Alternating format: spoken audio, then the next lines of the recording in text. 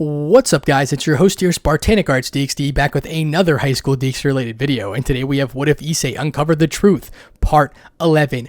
Oh my god, is this part a banger? This man Issei might start a war with the gods. That's all I'm saying. A little hint, okay? This is kind of crazy. Our boy Issei is being called the God Killer, as you know. Absolutely goated. Let's try to hit 100, 200 likes for this video. Without further ado, let's go and thank my Balance Breakers and Juggernaut Drive members. Thank you to Lachlan Yates, Ant Lewis, Anthony Lewis, Zapper363, Night Ammo, and Nuga Booga Uba. Thank you so much for becoming a Balance Breaker / Juggernaut Drive member. And also on my Patreon, I already released about 40 minutes of this episode way earlier before I actually uploaded this video, because that's what I do. I upload like a snippet of basically 40 minutes of the next episode over on my Patreon, and I also upload other things on my Patreon like other content. And with that being said, let's go and thank my Patreon members: Smells Noise, Lachlan Yates, God Killer, CJ Morales, Mark Bacon, Lord Fluff, Zero Fusion 4863, and Rise Owens. Thank you so much for becoming a Patreon member. Seriously, I cannot thank all of you enough. You're amazing. Also, if you want to be a homie, click the little blue button or the first link in the premiere or the first link in the description or the first link in the comment section to become a member today and find out when I upload or my upload schedule. Thank you so much for the support, ladies and gentlemen. Let's go ahead and get into part 11. This part's banger. 8, huh? I guess I'll go then. Zenobia took a step forward. Zenobia, who is a knight, has a value of 3, so she can obviously participate. Yes, you are right. It's about time I should leave this to Zenobia. Rias also agreed to it, but there are also still 5 values remaining. Rias then looked at me and Rosvisa. It might be appropriate for Kiba and Rosvisa to go with Zenobia. Yeah, if it's me who is a knight with the value of 3 or Rosvisa who is a rook with the value of 5, then it would be within the value range of 8. We would be able to go to the field. We also would make a good pair. But there is someone who has his hand up. It's Gasper. I'll go. We became shocked at his soft declaration. Gasper? It's almost the mid-game, so we don't know what'll happen. Since Yudo-senpai and Rosvisa-san are strong, I think we should reserve them for the match later. Everyone opened their eyes wide at Gasper's words. No one predicted that Gasper would say such a thing. But it's like he said, it would be better to keep Rosvisa and I, who are strong, for much later. I think there's also a method where we send powerful members during the mid-game, though. But Gasper's eyes were filled with determination. That's probably a good choice. The one who spoke behind us was Issei, who was still meditating in his seat. He agrees with that decision. Rias looks towards Gasper, a bit unsure. Gasper: then, in that case, I can trust that you will do your best to support Zenobia using your evil eyes and vampire powers. Gasper nodded firmly as he could. Yes! He said that with a strong determination. For Gasper to be showing this much strength, it makes us look pathetic. I feel proud at his senpai, but what about him? For the 4th match, the battlefield, the two of them arrived in a wasteland which has rough rocks around everywhere. It's a place where the footing seems terrible. I'm glad Zenobia is more of a power type despite being a knight. If it was me instead, it would have affected my speed. Then their opponents appear in front of 2 of them. A tall, lanky man in a bush and carrying a staff with a creepy design. The tall, lanky one was a rook, and the boy with the creepy-looking staff is a bishop. From the Gremory team, it's the combatant Zenobia, the knight, who wields the legendary Durandal, and the combatant Gasper, the bishop, who is a girl born from a man who is popular amongst a certain group of people. That's just weird. It was just like the broadcaster said. There is male fans from a certain group of crowd who gave their cheers to Gasper, and it seems like there are more women fans than guys for Zenobia. Maybe female knights tend to gather more support from the women. From the L team. Oh my, this is very astonishing, since both of them are descendants of the extinct households. Combatant Luganar Bun, the rook, and the combatant Mr. Sabnak, the bishop. Both of them are descended from the extinct households of the former 72 pillars. Governor Azazel seems that there are several of those come from extinct households on the BL team. Sensei answers after being asked by the broadcaster. If they have the potential, he will take anyone in from the background. That's why Sarah Gabriel thinks it means that the descendants of the extinct households responded to that call. Even though the descendants from the extinct households are under the protection of the current government, the reality is that they are being despised by a group of higher-ups There are many among the devils who value the importance of pure blood so much that they want to make those who survive by mixing blood with different races as if they've never existed from the beginning. Sensei made a serious comment like that. Even the broadcaster looked troubled by Sensei's word. Huh, that is definitely true. Though Emperor Biel was laughing, the tall, lanky man speaks. That is correct. Our master Sire Org welcomed our clans who survived by means of breeding with humans. Sire Org's dream is our dream. It seems like the boy also had a strong belief. It seems like both servants from Biel's side had their eyes burning with the sense of purpose. The fourth battle starts now. The obiturator gives the signal to start the match. Then both sides take stances immediately and start their attacks. Gasper, transform into a bat. Zenobia, you attack after that. Rias gives an order from the base. It seems as long as that she can concentrate the match, she can give properly orders. Gasper transforms into several bats, while spread throughout the field, and Zenobia released mini pulses created from Durandal towards the enemy Rook and Bishop. The sharp waves from the Holy Sword fly ahead while gauging deeply through the rocks. Both of them dodge the attack. In the Bishop, Sabnok releases a hot fire created from demonic powers. If I remember that Bishop also specializes in demonic powers.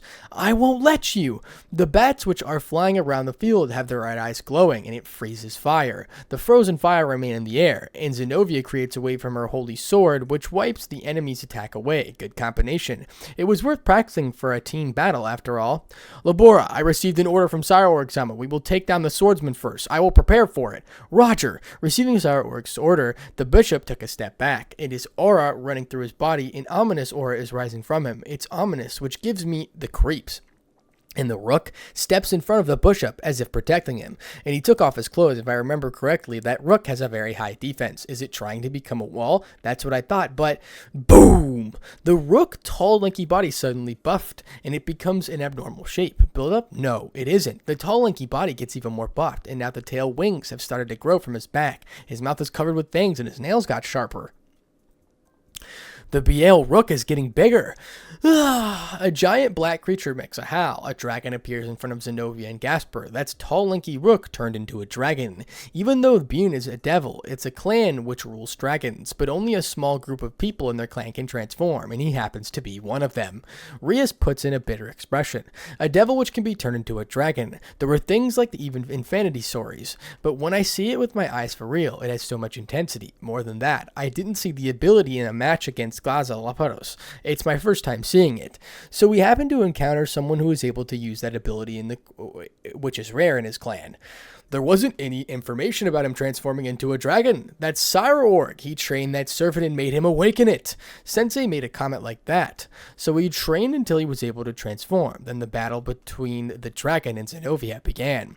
Zenobia used both the wave and direct attacks with her holy sword on the dragon, but because of its hard defense, she can't get a decisive blow. The Durandal cannon might be able to cause it damage, but that needs quite some time for charging. Gasper, I will take it down. Buy me some time. Zenobia asked for support from Gasper, so she's planning to use it. Zenobia stepped back, and Gasper's bats surround the dragon. Hey! Gasper covered around the dragon and tried to make it get away from Zenobia. The dragon, which is finding the attacks of the bats bothersome, breathes out a huge ball of fire, but Gasper dodges it magnificently. Zenobia raised her ex-Durandal up high. It happened when she was about to charge. The opponent, Bishop, shouts, "This is it! Holy sword, seal your power!" That moment, the bishop's staff gave a mysterious glow, and it captured Zenobia. Zenobia gets surrounded by a creepy light. The disgusting-looking marks appear on her body. Zenobia's hand trembles. She drops her Durandal. What is this? Durandal isn't responding. What? I became shocked at the phenomenon that occurred to Zenobia's body. So the Holy Sword isn't responding to her. Zenobia is a natural-born Holy Sword wielder. The factor disappeared. Biel's bishop then says it with a tired expression. I also carry a human blood within me. Sacred Gear, Trick Vanish. It's a cursed ability that I recently became able to use. Sacred Gear, and he became able to use it recently. That's why, though we watched the video, I am seeing this for the first time. It is also the result of their training. Trick Vanish is a sacred gear which can completely seal the ability of a specific person temporarily by consuming a large amount of the possessor's stamina and mind. It seems like the Biel Bishop sealed the ability of the combatant Zenobia to wield the Holy Sword temporarily in exchange for this power. Sensei says like that, like I thought. He took away Zenobia's ability to wield the Holy Sword. As a payment, the opponent consumed his stamina and such, now he looks tired. Ugh! Zenobia is carrying Durandal as she finds it heavy, so it isn't working at all. I actually tried to give damage to her after the shock created by sealing the Holy Sword. It seems like her talent as a Holy Soul wielder is denser than I thought. The opponent, Bishop, smirk while being wobbly, so Zenobia isn't able to use Durandal, but she didn't receive damage from the aftershock of stealing her ability. Vroom! The dragon came to attack without any mercy. Zenobia couldn't do anything, but many bats wrap around her body. Phew! The dragon stops on the ground where she was, but there is no one under it. Zenobia was covered by the bats moved behind the rock, so Gasper evacuated her. Well done, Gasque. I'm sorry, Gasper, but it looks like I'll be useless now. Zenobia says apologetically, no, you are wrong. Zenobia will be more useful than Rias than me. Gasper encourages Zenobia, and he removes a small bottle of chalks from his pouch. I know a couple of ways to remove curses like this. Gasper activates a small magic circle in his palm and places it on Zenobia's body. It seems like he is checking curse on Zenobia through a magic circle. I won't let you get away. Where are you? The dragon is looking for Zenobia and Gasper in the rocky area while making an earth rumble. It's only a matter of time until they are found. Gasper, does it look like Zenobia's curse can be removed? Rias asks. Yes, it seems like I can manage it with the way of uncursing it in the items I currently have. After Gasper says that, he uses chalk to draw a magic circle with Zenobia in the center. He draws an unfamiliar symbol, and he holds the small bottle in his hand at the end. It's a small bottle with Issei's blood on it. This is an item which increases Gasper's power. By mixing Issei's blood with magic circle, I just drew. I think I can uncurse it, but it seems like it'll take some time for it to be removed. Gasper says that to Zenobia, so he's going to use his blood. Wait, Gasper, if you use that blood, you will... To confused looking Zenobia, Gasper showed a big smile. Zenobia-senpai, I found out what my duty is. Gasper? Zenobia questions him. Gasper, who has completed the magic circle, leaps from the rocks. I will buy time. Once the curse is removed, please continue to charge the Durandal. Is he trying to charge and headed by himself without drinking Issei's blood? It's reckless, Gasper. Hide yourself, Rias shouts, but Gasper runs forward with a determined expression.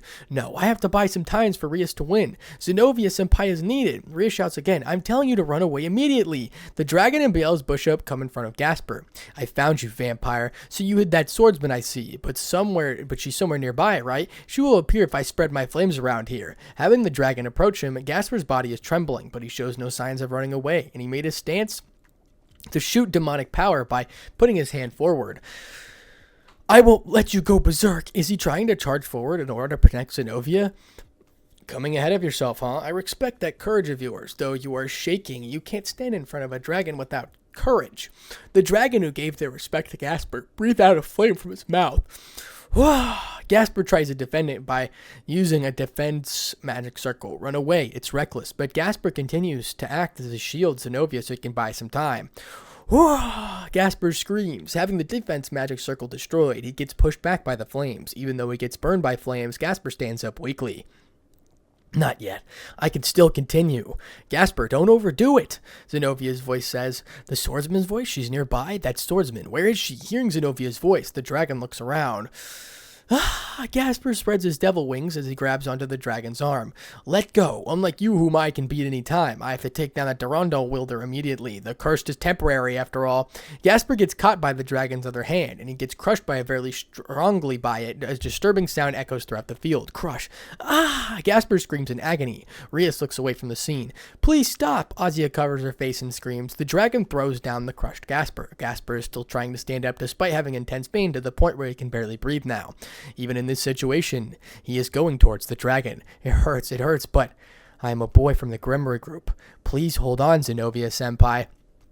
Zenobia doesn't respond to Gasper's call. She could have heard Gasper shout. On the vision, Zenobia killed her presence in her voice, probably because she understood her junior's determination. Her eyes are covered with tears. You are in the way! Gasper gets kicked around by the dragon. Even so, he doesn't give up. Grimoire groups males. Lesson 1. A man has to protect a girl. At that moment, someone stepped in front of my vision at the table. Issei? The one who stepped in front of the table, looking up the monitor from the edge of our base, was Issei. He stood there with his arms down by his sides, completely still, but his fists were clenched tightly. Gasper somehow lifts his body, which is trembling due to the shock and pain, and he stood up. It was only then that I realized those are the words of Issei told Gasper back in the clubroom. Gasper, even now, you... Grimoire Group Males Lesson 2. A man has to stand up, no matter what. He tries to activate another magic circle on his hand, but... Bang! Beelzebub, carrying a staff, came while wobbly and used his staff to hit Gasper from the side. Give up. You won't be able to beat us. Heartless words. Even a strike from a wobbling guy would be like a deadly attack to current Gasper. Even after hearing that, he grabbed onto the rocks and he tried to stand up again. Gremory groups males. Lesson 3. I began to hear a subtle sound from in front of us. I could feel lingering heat touch my skin while looking up at the screen. It felt as the pressure from inside our base slowly started to increase. Gasper faces forward with his swelled up face as he mutters to himself, "Don't give up, no matter what. I have to protect Zenovia." Stomp! A heartless attack. The dragon stomps Gasper without any mercy. Crack! The ground beneath Issei's feet cracked. The dragon moves his foot. Gasper was already battered and squashed. He is no longer in a state where he can fight. He will be retiring soon. Shuffle. I trembled at the scene I am witnessing. That's because Gasper, who is in critical situation, moved his body a bit and tries to move from that spot. I am the Gremory. I have to make Rias win. Seeing that, a tear dropped down from my cheeks. Steam began to release from Issei's body.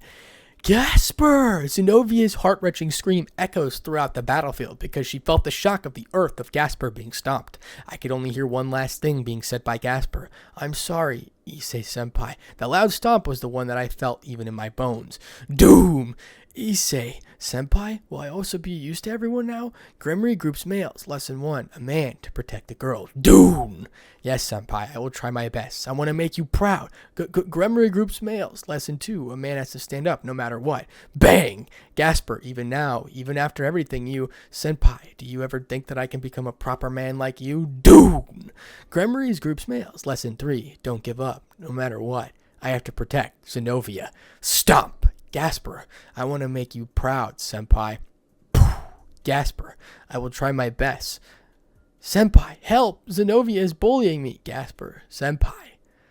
I'm sorry, Issei-san. Doom! From deep within my conscience, I could hear a beastly silent roar of an anguish echo through my being.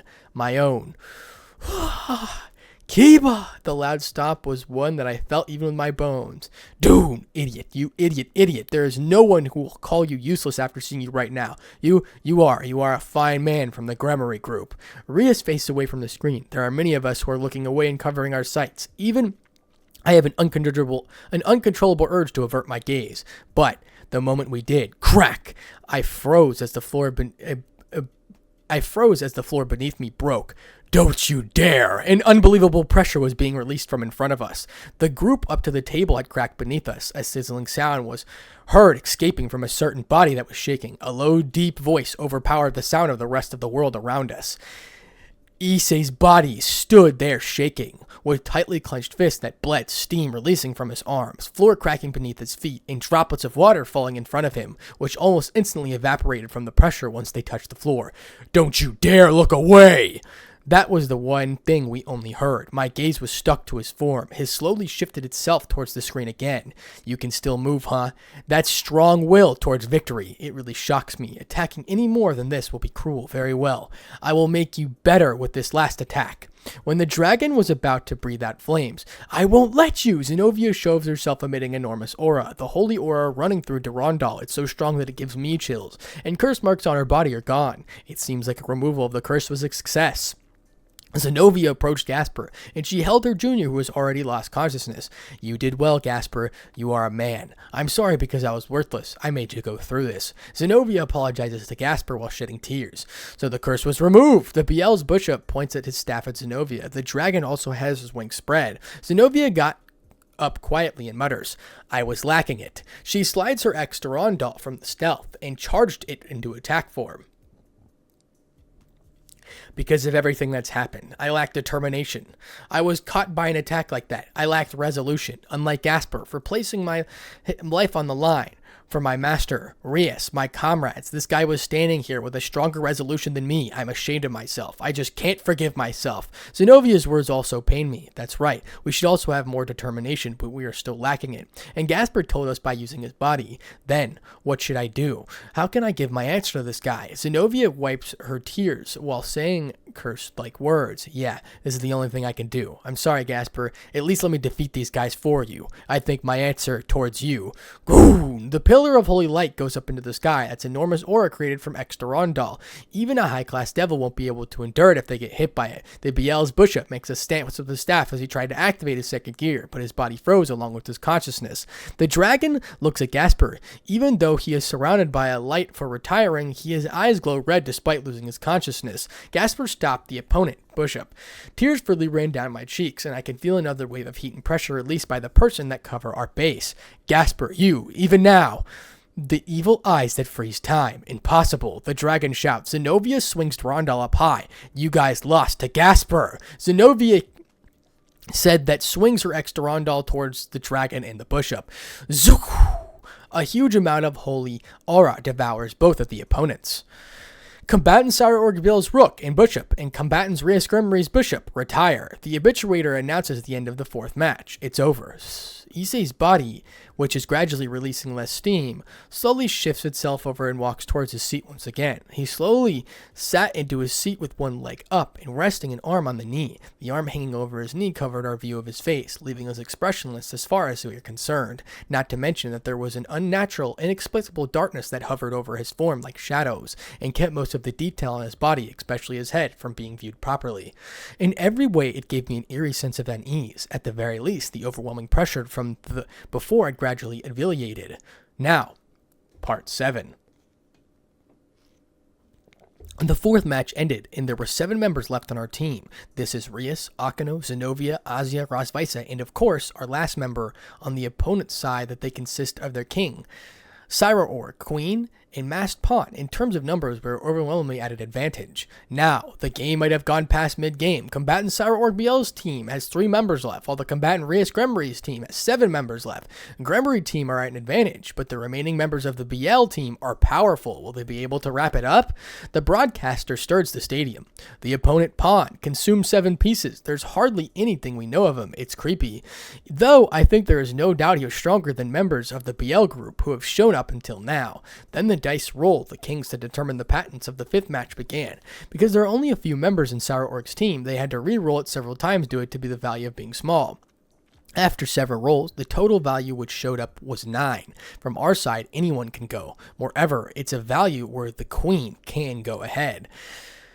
Their side now only has 3 members, and if it's a 9, then only their queen or pawn can show up, though I don't think the pawn would be showing up. Rias says that. Do you have a reason for that? I ask.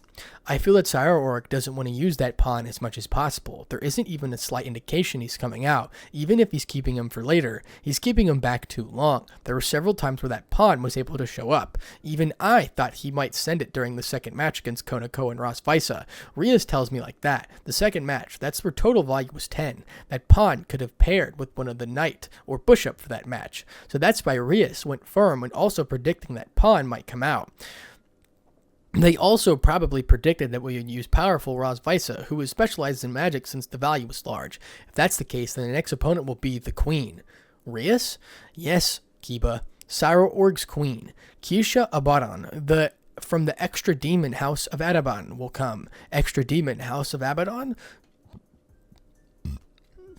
Even the current 3rd ranker in the rating game is also from the House of Abaddon. According to what I heard, it's quite a powerful devil clan. Their household takes a certain distance away from the government, and they seem to be living quietly in the corner of the underworld. I will go. Akano proposes their thoughts to Rias. So Akano is going? Akano, are you sure? The opponent's queen is a person from Abaddon, you know, from the video. She's quite a formidable enemy. It's just like what Rias said. In the match against Glassa Laboas, their queen used enormous demonic powers and also a trait of the House of Abaddon called Hull. It's overwhelm her enemies. And that thing called Hull is a very troublesome power which can suck anything at once. Ha! Sorry. The circular shape, Hull, appears as the atmosphere and leads to another dimension, but the person who would have the highest chance would be creak. I felt the slight chill up my spine. I silenced myself abruptly. I had spoken without thinking. From behind me, I could hear a light shuffling, then followed by a low, bellowing, creaking sound, like the dead old wood from a decrepit house, but it was deep, unnatural sound that disturbed me. That's because I knew what it was making.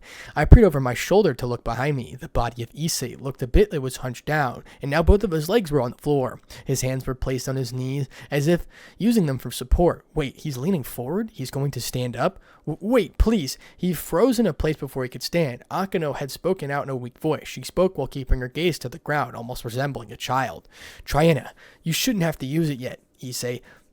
The time when a large value is rolled, you should show it in the endgame. Until then, I will scrape off the opponent's forces. It's a reckless thing that I should do for the sake of the group. That is what I believe. She said it hesitatingly, and perhaps with a bit of fear, obviously present in her voice. It's true that it would be best for him to save it for the real endgame, but how will he react? Shuffle. He sat back in his previous posture. He didn't say a word, but that must mean that he complies. Akano let out a sigh of relief.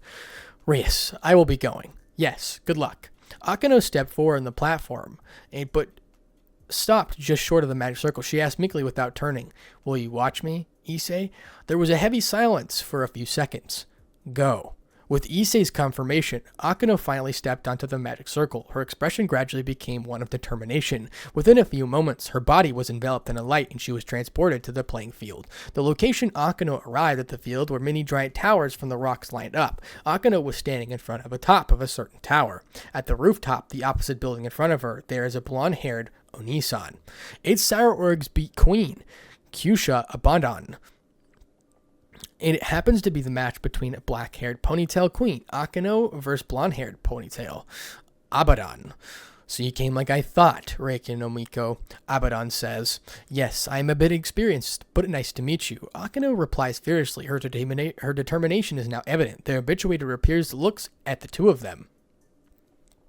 The fifth match starts now! The signal for the start of the match was given. Akano and the opponent flew up in the air, flapping their wings. The intense battle between the demonic powers began.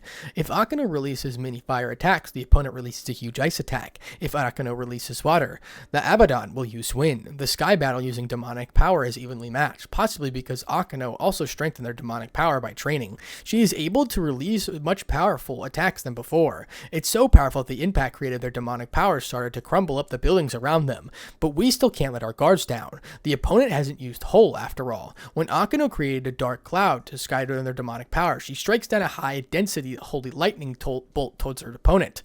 Buzz, buzz. There was a flash and lightning was around Abaddon, but before that happens, warp is formed in the atmosphere. A hole appears in the atmosphere, so she has used it here. The high-density holy lightning gets sucked by the hole. This is it. How is this then? Maybe Akano was aiming for this, so she creates more holy lightning in the sky. Bzzz. A lot of high-density holy lightning attacks the surroundings. The buildings around her get destroyed by holy lightning. A combo of holy lightning, which takes them from the place in the battlefield, go towards Abaddon. If she gets hit by this, then even a high-class devil will receive critical damage. And there aren't any places she can run to. She can do it. Everyone, including me, confirmed Akano's victory, but Akano will lose.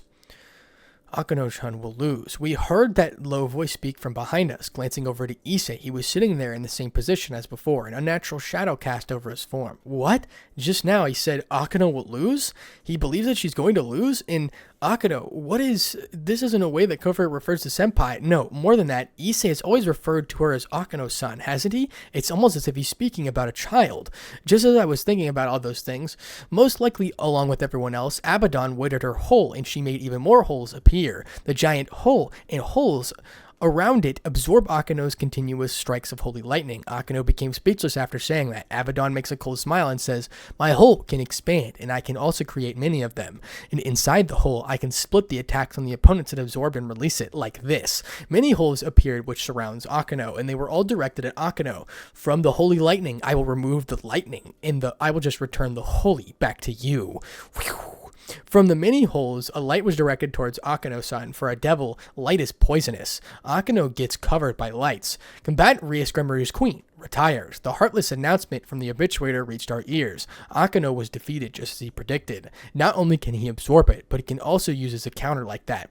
Rias says, that when she was able to let out words out of her mouth. Having lost Akano, we were in shock. The match in her demonic powers was evenly matched. It was if Holy Lightning had hit her, she would have won. She was able to win. The reason for our loss was because we took hold of the Abaddon lightly. Let's move on. It's getting close to the end game, so we can't feel relieved yet. Ria says as if she's saying to herself, this time we will roll the dice for the 6th match came. Both kings roll the dice. The total value is 12. It came. The max value. It came. The value of 12 has finally come out. The meaning of this value is the combatant Sour can appear for this match. Ooh, the crowd stirs with broadcaster's words, as if he's responding to them. Sour took off his shirt off his base. Maybe it's something he prepared for battling. So he can wear a tight black battle costume under his shirt. His magnificent body stands out. He's coming. Sour-son. Sour looks this way. His eyes are filled with fighting intensity, gives chills. It's unbelievable pressure. It's so heavy that all the body on my hair will fall out. And they were directed at us. This is it. The best option right now would be to... I stood from my seat. Me, Zenobia, Rosvisa will fight Sour 2 knights and 1 rook make a total value of 11. I will try to make the opponent get exhausted as much as I can. For Rias and our main fighter, this is the best decision. Issei should be held on into the last match. He should be coming out at the end game. He'll be the one to win against Sour-sung. Kiba, are you perhaps? I predicted what Rias was going to say, so I nodded my head. I can't win against Sour Brielle by myself. I am aware of that. Then what will my role be? It's simple. To decrease the opponent's power as much as I can, even if it costs my life. Zenobia, Rosvisa, will you tag along with me? Zenobia and Rosvisa nod at my words. Yeah, of course. I refuse to let this courage brought out to me by Gasper to go away for nothing. I will face him. It's good and simple, since we know what our rules are. Let's exhaust our opponent as long as we can. We all had a determined face. We're all confronting this day to attain victory with Rias Grimmery. For victory, for our comrades. We take one more step to checkmate our opponent. Issei and Kiba, or if Zenobia teams up, Rias says that, but I shook my head. No, we can't let Issei go yet. After this battle, most likely the opponent's queen and Issei will fight. If that happens, Rias continues to explain about the plan I just mentioned. If that happens, then there will be only 2 opponents left. Though because we have a rule, we can't fight consecutively. That's why it'll be good to make Azia go in the next battle. After that, make her forfeit before fighting.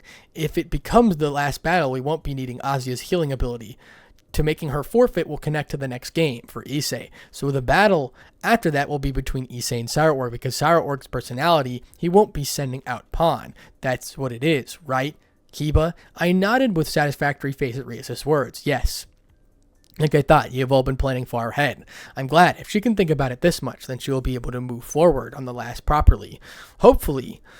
That's why this is a crucial moment. We will grind down Sour Brielle's power, and if we can defeat him, if we can, and even defeat him if we can. Zenobia is filled with spirits. I made a bitter smile. Yeah, I was also planning on doing that. Rias also became prepared and breathed out deeply. I will leave it to you 3. Please give as much damage to Sour as you can. I'm sorry. I made a determination just before, but I was just taught new things for all of you once again. I really am naive and worthless, King. I shook my head at Rias' words. By meeting you, all of us were saved. The reason we became this far because of Rias' love towards us. We will bring victory to you. All of us will. I said that as strongly as I could as headed towards the platform. Followed by Zenobia and Rosvisa, we swiftly passed Issei, and the last thing I said to him was, I leave the rest to you. The 3 of us stepped onto the platform, and soon enough, we were enveloped in a bright light. Dune, magnificent! I will bring you my right arm. With this, I have to use the Phoenix Tears, whether I like it or not. I want to fight with my full power in the final match, after all. Boom! Our duty is accomplished. What's left is for my master and my man, my best friend, to defeat you. I can only say that. And you guys were splendid. I am grateful for I was able to fight you guys. Rias, please win. Against this person. Win, Issei. Combatant Rias Grimmery's 2 knights. Retire. Now with Rias. Rias Grimmery, leaders, I felt more relieved more than sadness after seeing Sour use the Phoenix Tear on his right arm, which was cut off. The damage Kiba and the others gave desperately. It was so much that it forced Sour to use Phoenix Tears. They had a magnificent fight. If it was just me until recently, then I would have been full with sadness. I wouldn't be able to endure it after losing my servants, but it's different now. There is a big part of me which feels joys at watching them being able to push Sour to the corner. It's all because of my servants' current strength and determination that I'm able to press forward. Is it because the strength that they have displayed displayed during the game that I am able to feel pride as my heart is a master. That's because as a woman, right now my heart is endure it. The game is almost over. Endure it. Now, this is near the end game. Will the two kings roll their dice, please? I stood in front of the stand as urged of the broadcaster. The act of the rolling die puts stress on my mentality. What value will I roll? Just predicting that makes me think even more. The more I will get trapped. Dice figure. This actually puts more weight on the knights than it looks. Kings than it looks. I roll the dice on the top of the stand. The value which was rolled 5. How about Sauerorg? When I looked at the vision, the value he rolled was 4. The total value was 9. We got this value with one roll. It is obvious who we will send from our side, and they will probably send their queen. However, I can feel from behind me. Something unbelievably was creeping up my spine. Something dark and malicious, sending chills through my being. I could feel it approaching, as if it was dark red mass that blanketed the base we resided in. The closer it came, the more I felt my light vision dim. It was as felt my world was being dyed a dark red. Creak! I heard a bellowing creak echo through my mind as I saw a black figure pass by my sight silently. I dare not look at it directly. I knew full well what it was, yet my instinct survival planted my vision firmly before me. The figure had its stop onto the platform for transportation. The magic circle shined bright. Despite that, the form remained as black as ever in my vision. The only thing I could see in the momentary flash was what bembeled red glowing orbs near the head. The battlefield they were transported to was a large coliseum, no sights of people. One who appeared was Sauerorg's queen, Kyusha Abaddon. She seems to be in wonder at the figure before her. Issei Hyodo, you seem calm, yet for some reason I can only feel chills when I look at you. Could this perhaps be the influence of the Red Dragon Emperor that is always being spoken of? She almost says it if she does not realize it, but there is an obvious sweat appearing on her forehead. She is maintaining her composure purposely. I can only commend her for it. It is something I am not able to do. The figure said nothing but looked up to the sky. Despite the fact that there was an artificial sun above their heads, there was an unnatural shadow cast over the top of his body, completely darkening the top of his form and leaving only his bottom half visible. It was almost as if the sun casting its light upon the wrong places, as if the darkness refused to disappear, even the light touching it. The habituator appeared between the two. At that moment was the dark form spoke, a low and familiar voice, but for whatever reason, it seemed as if it was echoing over so abruptly, like two different voices were being combined into one. Gasper, forgive me. All this time, I was worried about my opinions were, but with you, don't worry. I know it well enough now. That was what he said. Abaddon also seemed to become suspicious of the off-putting words. The 7th match, begin now! The signal was given. Abaddon didn't do anything much, was waiting for him to move. Red Dragon Emperor, get into Balance Breaker. My master Sauerorg wishes to see you become serious. Then I, his queen, will have to make his wish come true. She's a woman with strong resolution. That person, she must have feelings for Sauerorg, otherwise there could be truly no method for what she would be able to stand in front of that form without quivering. Welch Dragon, Balance Breaker! The armor appeared on his body, but it was accompanied by a thick, dark red aura that would appear dissipate from him. It made his figure look almost black again. Once again, the unnerving voice spoke out from the armor. The next it seemed less familiar, with sentences that resembled the speech of a person we knew, and sentences which could resemble an entirely different entity mixing together. Retire your piece to preserve her life. I have no choice but to release it all here. If I do not, then the rational mind will not return. That is why it will be exhorted at full force throughout one outlet. That will be enough to return the mind. As of right now, all I can see is death. What sort of speech are you making? I don't understand. Before Abaddon could speak any further, the figure took on a different, unfamiliar form. Change. Olympic Messenger. Maximum Jet.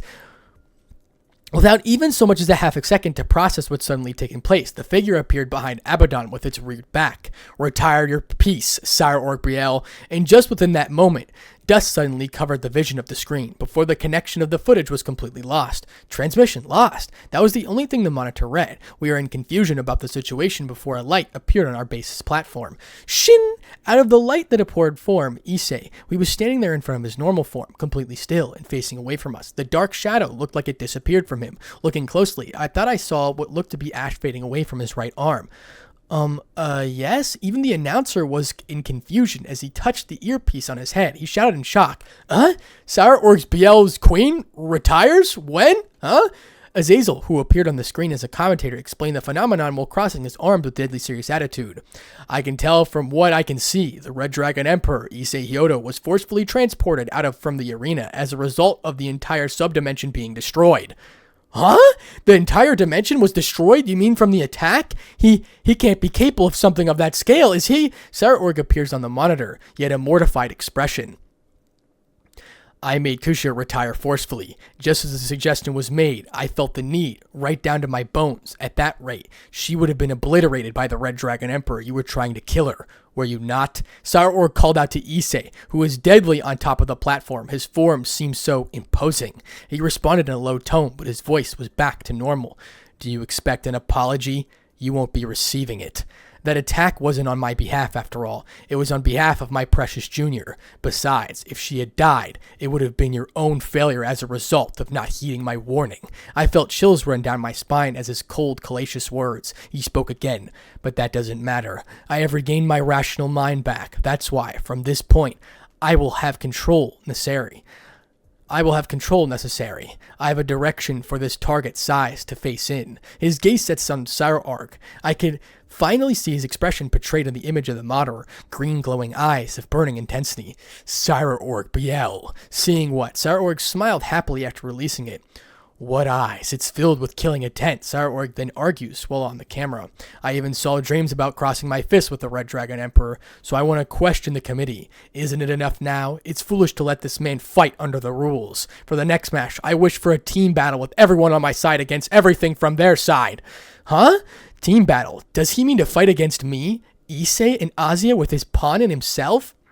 That's most likely the case. Sarah intention is to fight with this current tension while having to break to resume the fight. He wished to fight the Red Dragon Emperor in his best condition. He must have thought that his current situation is the best timing. The crowd stirs at Sarah suggestion, and the broadcaster also shouts, "Ooh, we have received a suggestion from the combatant Sarah in this situation." Emperor Biel says it while smiling. Certainly, it is easy to predict the flow after this, since there is a rule that you can't participate continuously. The next match will be between Biel's pawn and the Gremory's bishop, and after that, it would have been the final battle between Sarah and the Red Dragon Emperor. This is easy to predict. There is certainly a point that it would be boring. Azazel also gives his comments while putting his hand on his chin. If that's the case, then they can settle it with a team battle. That's easy to understand. We can continue to watch the match under this tension. Now, will the higher-ups of the community choose the current rule, which is easy to predict, or will they choose the team battle? I don't mind it as well. That is what they want. I also agree to his comments. After all, the next match would just be a waste, to be decided right away by taking the match away. This will be easier to understand. A few minutes passed and a report was given to the broadcaster. Yes, I just received the report from the committee. It seems they agree to it. The next match will be a team battle, which will settle everything. It will be an all-out battle with the remaining members. The stadium stirs with that announcement. It's obvious reaction since the next match will be the final match. Hearing this decision, Sarah declares to Issei fiercely, "So that's how it is. I might overdo it. I won't say don't hold a grudge against me if you get killed. Just be prepared that you might get killed," Sarah says. The intense glare that pierced through Sarah's skull suddenly gained a new component, a fierce battle-hungry smile. "Do not look at me as the Opie Dragon for now. As far as you're concerned, only the God Killer remains. This Red Dragon Emperor is the one who will show you the strikes of a God Slayer feels like. I sure can't endure it any longer." The battle between these two men, I won't be able to stop it anymore. The final match is about to begin. Now, the Great King versus the God-killing Red Dragon Emperor. Now with Issei. Both my master and I, who were already wearing my armor, put down our feet down into the spacious plain. I started to calm down after exploding and snapping at Sarah. That was quite the outburst. I haven't had a killing intent like that for a long time. Well, that's how painful it was for my junior to fight so valiantly and be crushed. I could feel the rumbling in my bones. I'm not sure when it happened, but it seems I was able to release it. I wasn't in my right mind. I surely don't remember doing it. Not to mention the power I used. I destroyed the dimension. I can't do that. Not alone, at least. All these details. It's almost like someone else was doing it for me. Then the announcer spoke. Now, the final battle between the young devils between the Biel and Gremory has proceeded to the last stage. This is a group battle, as was suggested by Sarah, the Biel side, the king, Sarah and his mysterious masked pawn, Regulus. The Gremory side, who is opposing them, consists of Switch Princess, Rias, the king, and everyone's hero, the Opie Dragon, also known as a pawn. Issei, now being known as the God-killing Red Dragon Emperor.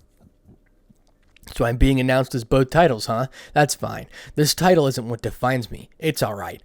I'll make it clear soon enough. Zoom zoom, my opie. The children gave an opie dragonish cheer from the seats. Thank you, everyone. We left Obsia at the base. The reason was explained before the match started, but a healer would be targeted first, so having her in the team would mean a lot of risk for us. Well, it might be a harsh thing to say, but she wouldn't be of any help for this battle. We will feel safe if we have someone who can heal us, but our opponent, Sour Org in the pawn, who consumed 7 pieces, if she was just to be targeted, I am confident in defending her, but we will definitely receive damage. If that happens, our chances of winning will be further away. Since the situation is like this, just stay back for the battle, Azia. Either way, if either King, Azrius, and Sour Org fall, then the battle is over.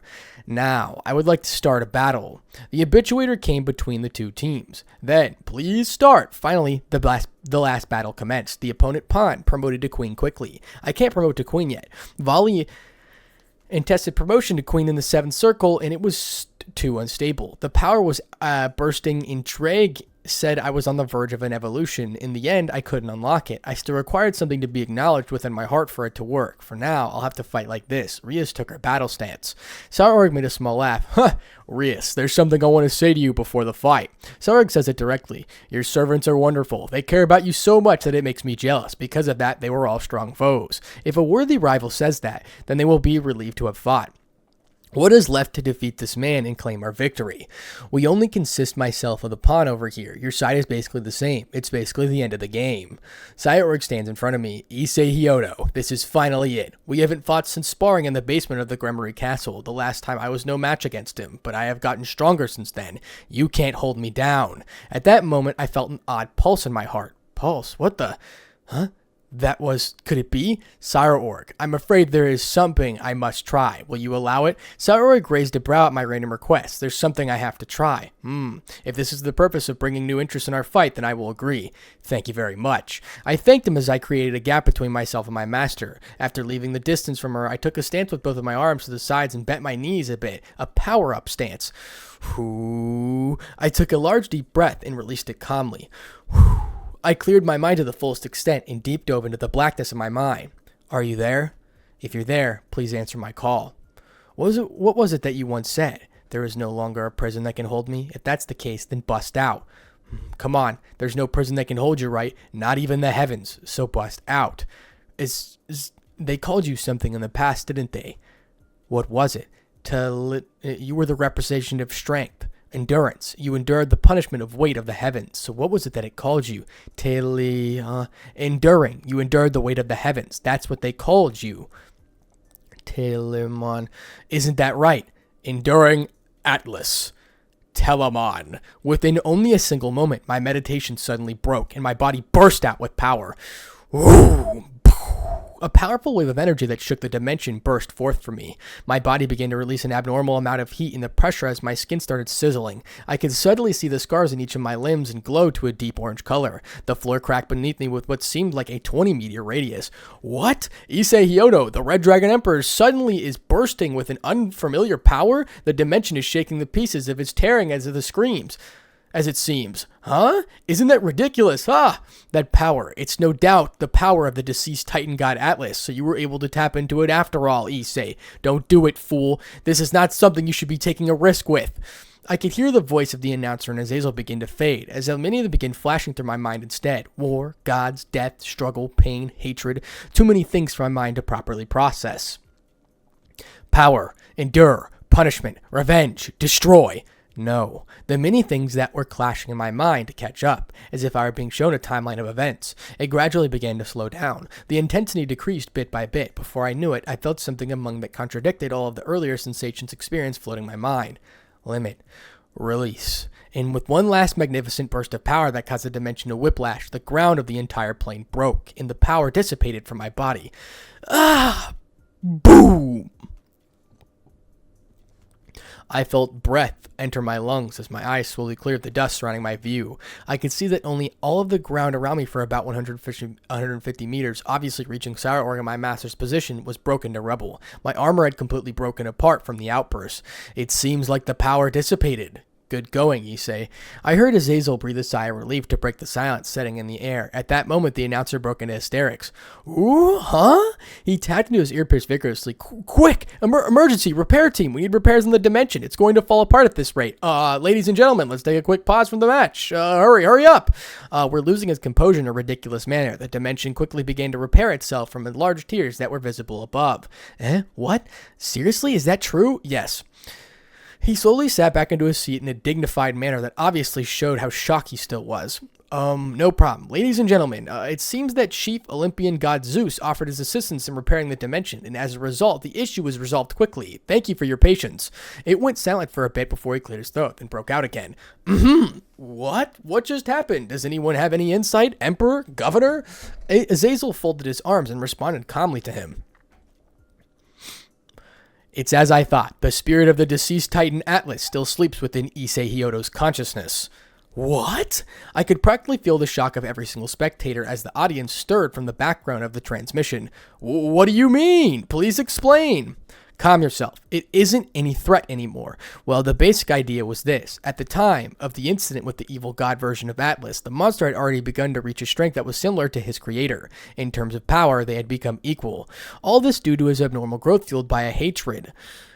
But by true hatred. As a result, when the original Atlas was faced with the decision of transferring the last of his remaining power as an existence to the Red Dragon Emperor, he decided that it would be necessary to also transfer his spirit along with it. This must have been because he realized that there was no possibility of control, survival, or victory for the Red Dragon Emperor, should he use the power on his own. So in order to destroy the last remnants of himself, his successor in himself, he gave up his entire being to the Red Dragon Emperor. In essence, his merging his spirit with the Red Dragon Emperor's own, allowing him to defeat his own progeny.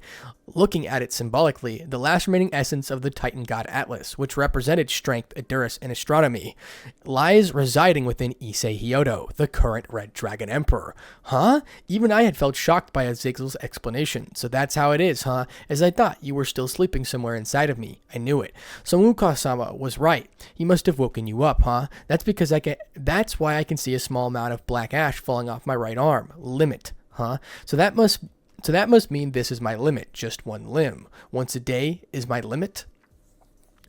So that display of power was. So then, that means the power used to destroy the dimension in the previous match was not the Red Dragon Emperor's own, but rather the god's. The fact that nothing came out of it just now could be that he can't use it anymore after that attack. The Emperor of the rating game, Biel, speculated with a suspicious, interested gaze. I see. So the time I destroyed the dimension was me using the Trian Akashias combined with a punch from Atlas's power. Just one punch? What terrifying power. The fact I was able to use it with only on my arm was, well, I thought the Trianite form I wasn't in control of it. So that was done in order to release the tension in my body to prevent from going berserk later on.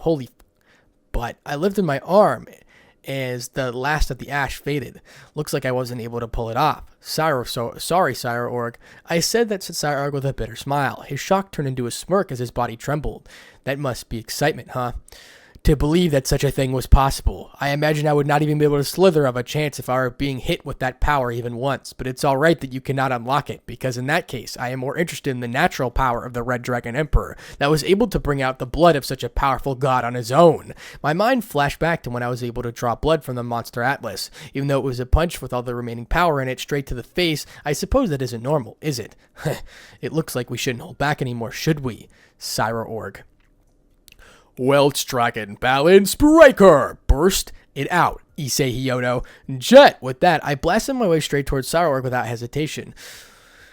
Nah! Boost! Times 10. I quickly reached Saurorg on his reared back fist.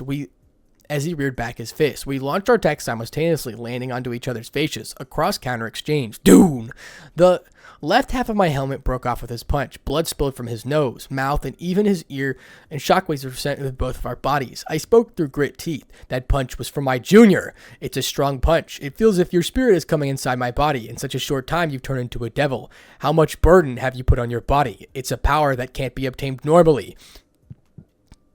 I felt you were taking me lightly because you didn't have a new ability you showed to Kushina. Seems I was wrong. Even with the balance breaker, your power is high. In that case, I will show you the punch of a god slayer you wished for. Welch Dragon Rook! Chain solid impact. My armor took a different thickness of a piston in my left arm and made a sound of a decompressing air. Then the piston shot through the gauntlet once again, releasing the hammer down punch onto Cyborg's cheek. Boom! Gah! Cyborg was sent quickly sliding back, struggling to seriously maintain his footing till his feet broke onto the floor. Once he came to stop, he regained his balance and spit a large wad of blood out of his mouth. So that is the punch that drew the blood of a god. It's disgustingly powerful. Even my level of Toki cannot defend against it. It's only something I can defend if I concentrate on defense entirely. Even now, it is still difficult to maintain my vision properly. I imagine I would have been down and out if I didn't prepare for it. That will surely would kill a high-class devil with ease. Yet despite that, I can only feel even more excitement. I wiped the drip of blood from my own mouth. Your fist made me feel the same. That damn Toki of yours scrambled my brains the moment it passed through. I thought I was going to pass out for a second. The only thing that kept me here was my refusal to go down. I said it honestly. However, if I look at it from an objectively, my punch was stronger. The Triana Rook form seems to surpass his strength even with this Toki. If it weren't for his Toki, I'd imagine that he would just lose right away. But it's so damn strong it was able to give the impression of being at an equal level. That man is amazing. I felt an odd presence and looked at my enemy, Pawn. The Pawn, who was fighting against Master, took off his mask. The face revealed that of a boy who was the same age as me, but that changed instantly. Beak! The boy's body started to morph while making a noise. His body gradually started to get bigger, was morphing into something else. Golden fur stayed appearing all over his body, and limbs became thicker. His mouth ripped open, revealing sharp fangs. A tail appeared along golden fur, appeared around his neck. Roar! What appeared was a gigantic lion. It had a big body that was about 4 to 5 meters tall. It had something like a jewel on his forehead. It stood in front of Master while wavering its hair. Ooh, the identity of the BL team's mysterious pawn is a huge lion. It seemed like the announcer was shocked as well. Of course, I was shocked. So it was a lion. Wait, is that the name in lion? So the jewel is... It seems like Azazel realized something and became shocked. The announcer then asked him, what do you mean? It was originally the opponent who fought the original Hercules faced in one of the 12 labors. The god from the Bible captured one of them and sealed it inside the sacred gear. It became something that was listed as one of the 13 Longinus. If you master it, you can split the earth in a single swing. It also transformed into a huge lion, the Regulus Nemera. I remember it also had the ability to protect the possessor from projectile weapons, but I received the information that the possessor had been missing for the past several years. I never thought it would become the pawn of the BL team. The Nemean lion? I studied that thing when I was researching on Greek mythology, Beast, and I could face. You're telling me that thing is here, and it's become a Longinus? It was a shocking revelation, but Cyborg shook his head. No. Unfortunately, the possessor is already dead. When I found the actual possessor of the Regulus Namia, he was already killed by a mysterious group, the sacred gear that had the form of an axe and only a left wing. The battle axe was supposed to disappear because the host died and turned into a lion by its own will, and annihilated the group that killed its possessor. So, the sacred gear moved itself even after the possessor died. That was my first time hearing something like this. That's when I made it into my servant. I thought it was a fateful meeting brought by my mother's lion's ruler bloodline. Cyborg's mother originally came from the house of Valapa that rules over lions, so it was the destined meeting.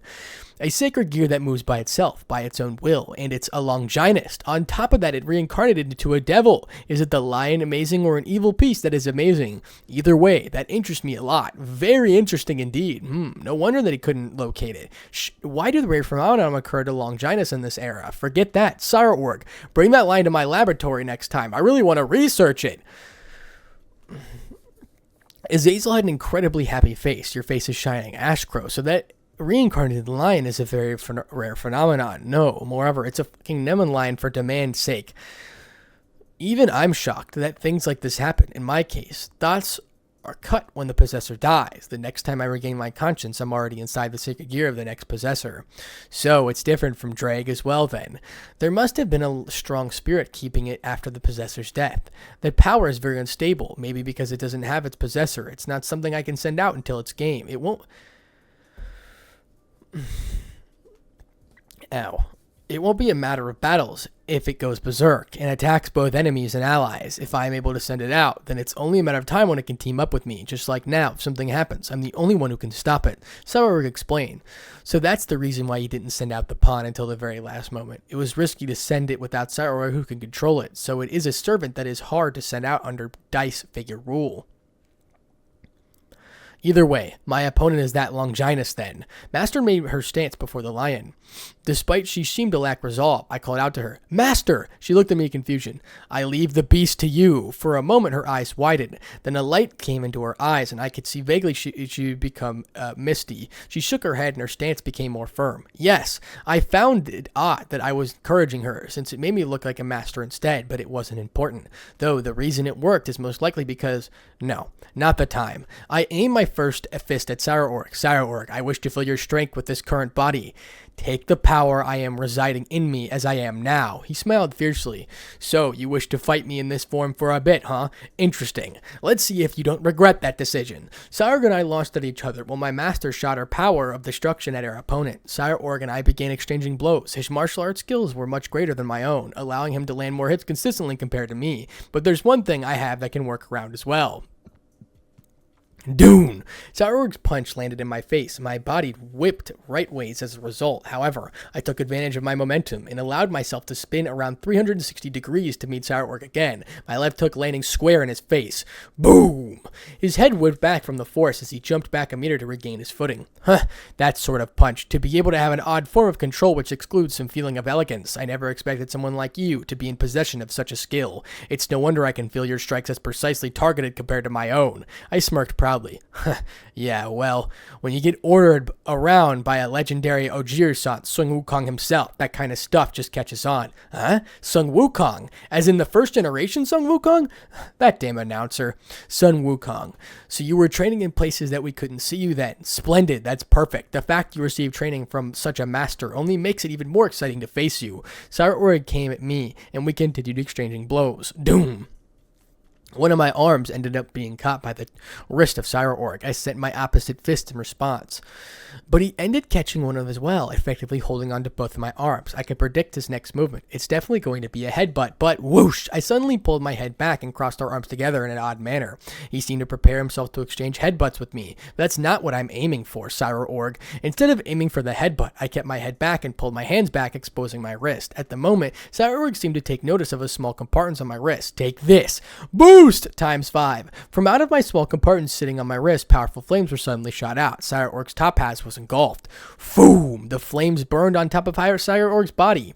Before he could react, I smashed my head against his, which was covered in flames. Doom! That's your fucking headbutt. Sauerberg's head whipped back and his body suddenly stumbled. He planted one of his legs back in order to keep himself up. Toki suddenly burst from his body. He extinguished the flames with his Toki? I see. So he has that much control over it. His level of control of his Toki is the same level of control I have over my own natural aura.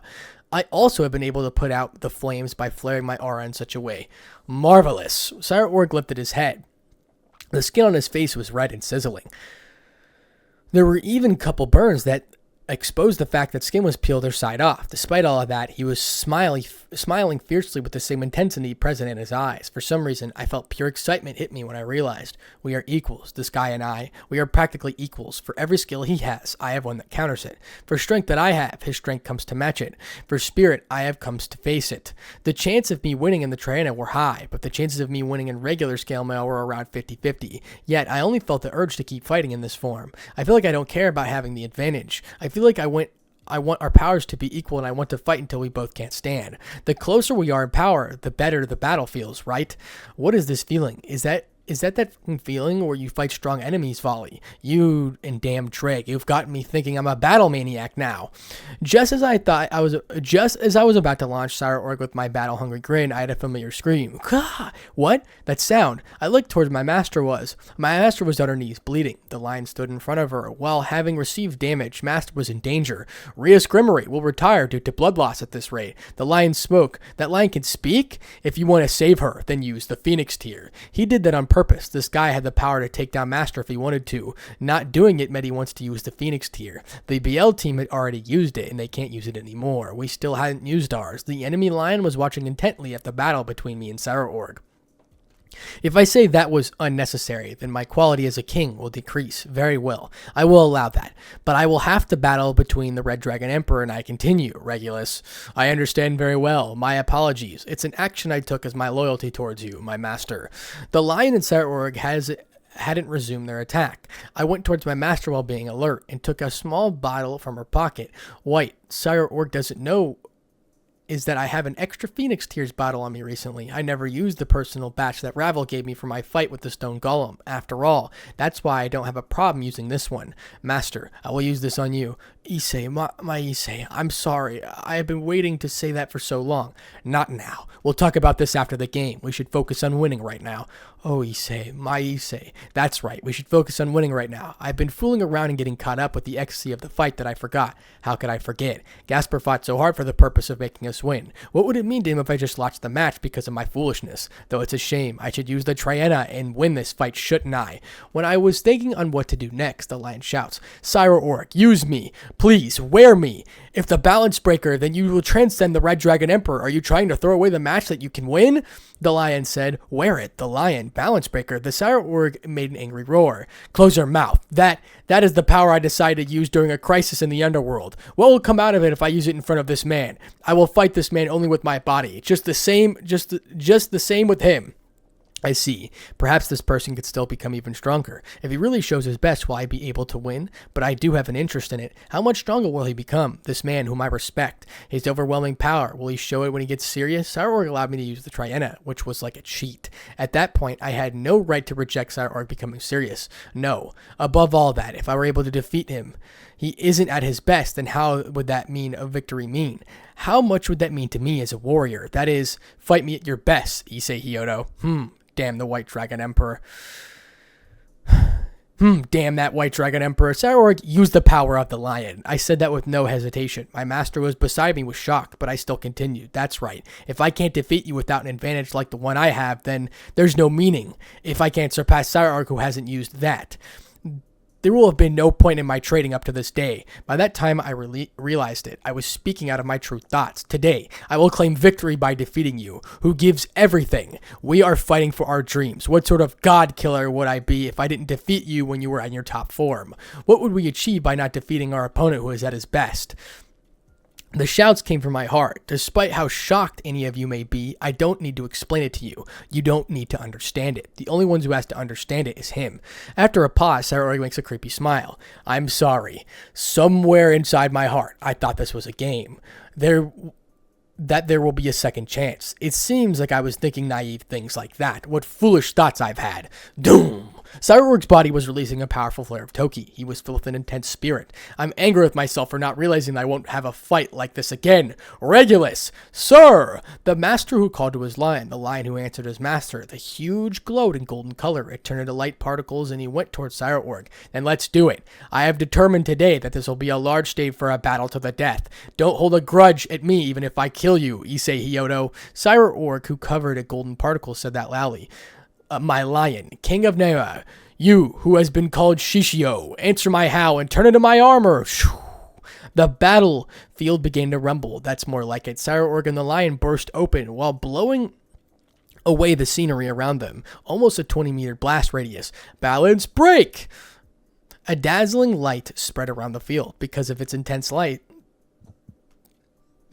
my master shielded her vision, but I allowed the light to essentially blind me as I stared head on. I could vaguely see a majestic form appear within it. Shin!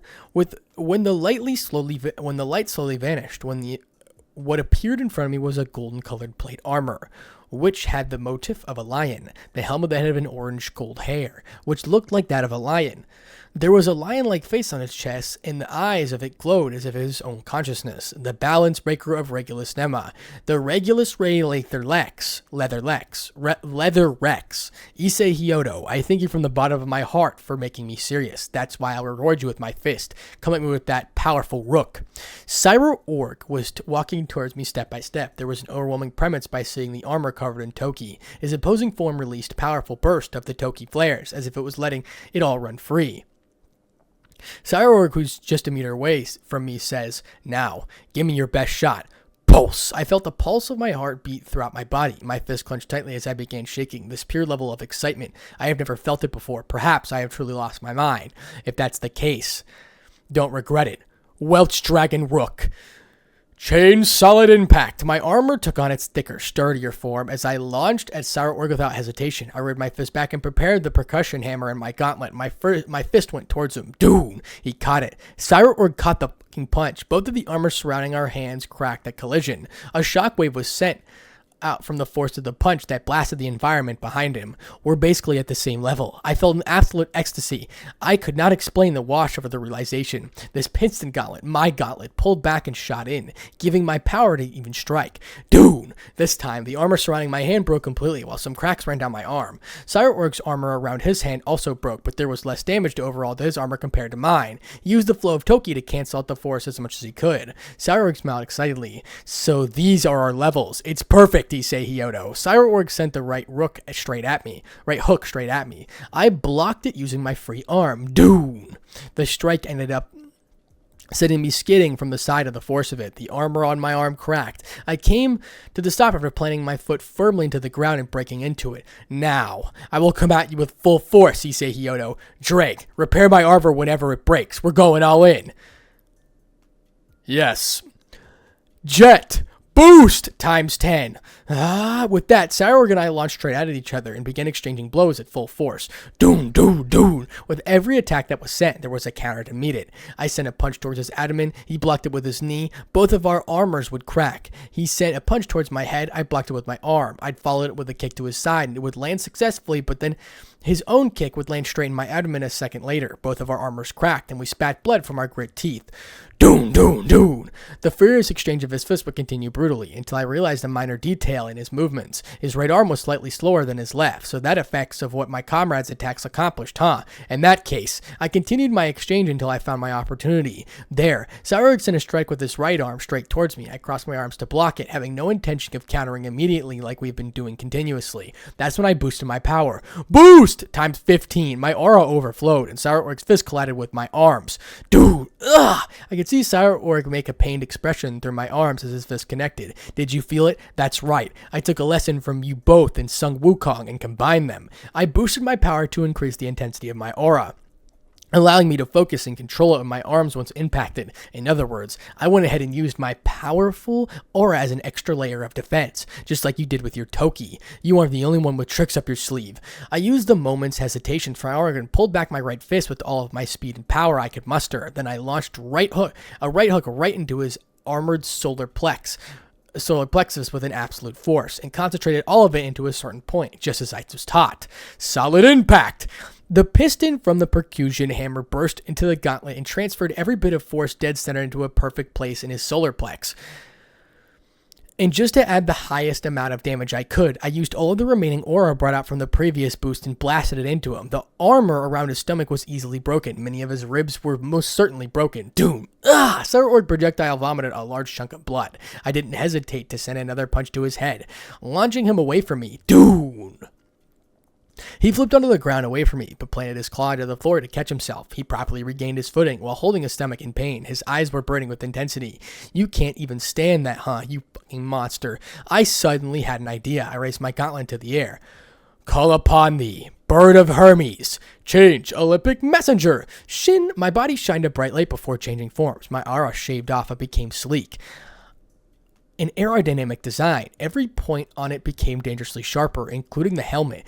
The black under the armor had a hexagonal design layout, allowing the heat resistance. The booster jetpack of my back went from 6 compartments, 3 on each side, to 8 in total, thereby increasing the number of them I had on each side. Including with that, small boosters appeared on my back and my arms and legs. The final detail were the small golden pairs of wings on my helmet, and each one of them had a claw at my feet. Whoa! What is that form? A new form from Issei Hyodo has appeared. I pointed my fist towards Cyborg confidently. This is my evolution of the form formerly known as the Welch Sonic Boost Knight. This is the form that is meant to pay homage to the god who risked himself for thy sake that day, Trianacadius, the bird of Hermes. Huh? That form. So it looks like Sun Wukong. The geezer monkey wasn't lying after all. You really are honoring the gracious gods, aren't you, Issei? What? Well, I would say that my opinion on the form has improved certainly, but what? The announcer yells in shock. That is an inconsistent reaction of a comic relief character, but that doesn't matter right now. What matters is maximum jet. Whew. I shot forward with a completely unmatched Godspeed. Powerful jet speeds blasted out of the boosters on my back and one from my limbs.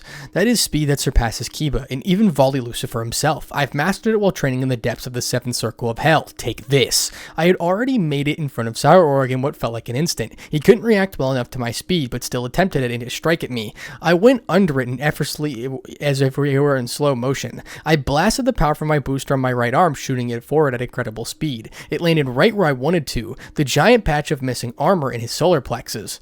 Doom! He winced in pain. Though the strike was not powerful, that was not the intent from the start. I still don't care if it hit was weak. That's because I used my overwhelming speed and his hesitation from the pain to give a flurry of attacks. With absolute speed, I sent an intense amount of precise attacks straight towards the most vulnerable spot that I have created, over and over again. Dun dun dun dun dun dun dun. Ah! With that quick last strike, I sent his abdomen. He spat blood onto my visor, but his intense glare of determination pierced through me. Chills. I jumped back and created a gap of distance between us. This guy, even with the damage I dealt him and the pain he must be feeling, he's still able to burn his eyes through me like that. For a moment, I felt like I had the upper hand, yet the glare of his immediately caused me to feel like I was at a disadvantage. So, his spirit, it's unreal. I almost feel as if I'm lacking in comparison. Yes. Huh? What? Huh? While I was lost in thought, the announcer became shocked for unknown reasons. Huh? Wait, isn't that like unbelievably big news? So all the headlines are gonna go crazy all? Is that why the announcement was able to reach here? Huh? Who made the suggestion? Zircon Biel? Well, if it's an order from him, there's no way we can refuse. The announcer began shouting in shock while holding his earpiece. His incomprehensible demeanor ruined the flow of the action, damn it. He quickly tried to compose himself and spoke to the audience. This just in. Apparently we have some breaking news that could be covering all the headlines of news sources throughout the Devil Underworld. But Miss La Biel, the wife of Lord Biel, the current of the Biel clan, apparently we're receiving a report that the House of Biel themselves, that she has just awoken from her years-long coma. Huh? Everyone became shocked at the unprecedented announcement. Sour Org was frozen in place while looking up at the projection image of the commentators.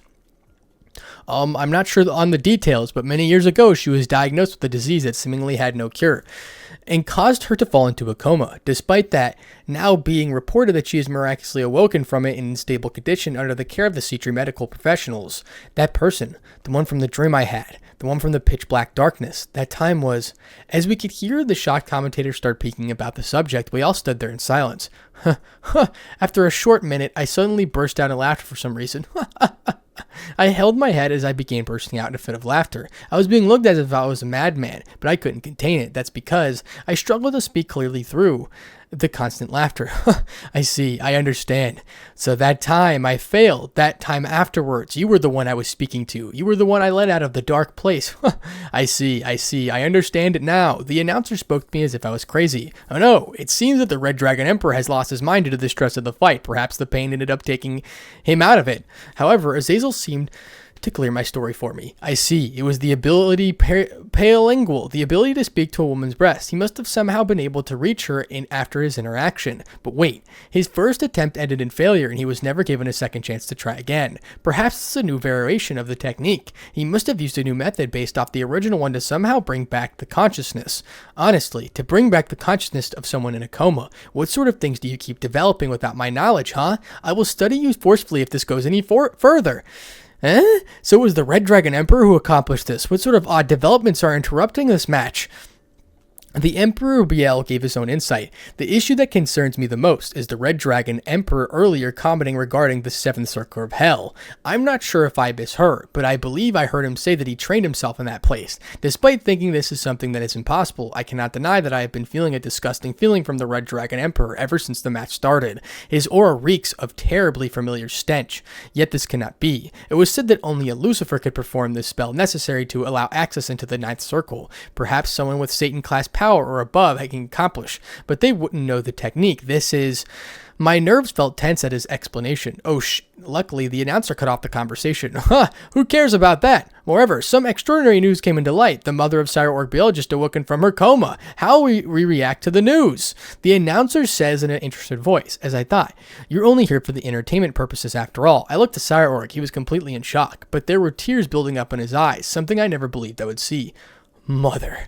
The intensity had disappeared from his eyes. No, we can't let it go like this, Sire Org. Sire Org! I called out to Sire Org, who was lost in his head. I pointed up my fist at him. What are you doing, huh? Come at me! He looked at me in confusion. Have you forgotten it, Sire Org? We are fighting here for our dreams, our lives, our hopes. They're all on the line. Rather than being in shock, shouldn't you be coming at me with your all? Don't you understand it? His eyes began to widen. Your mother is watching you now. Don't you dare hold back!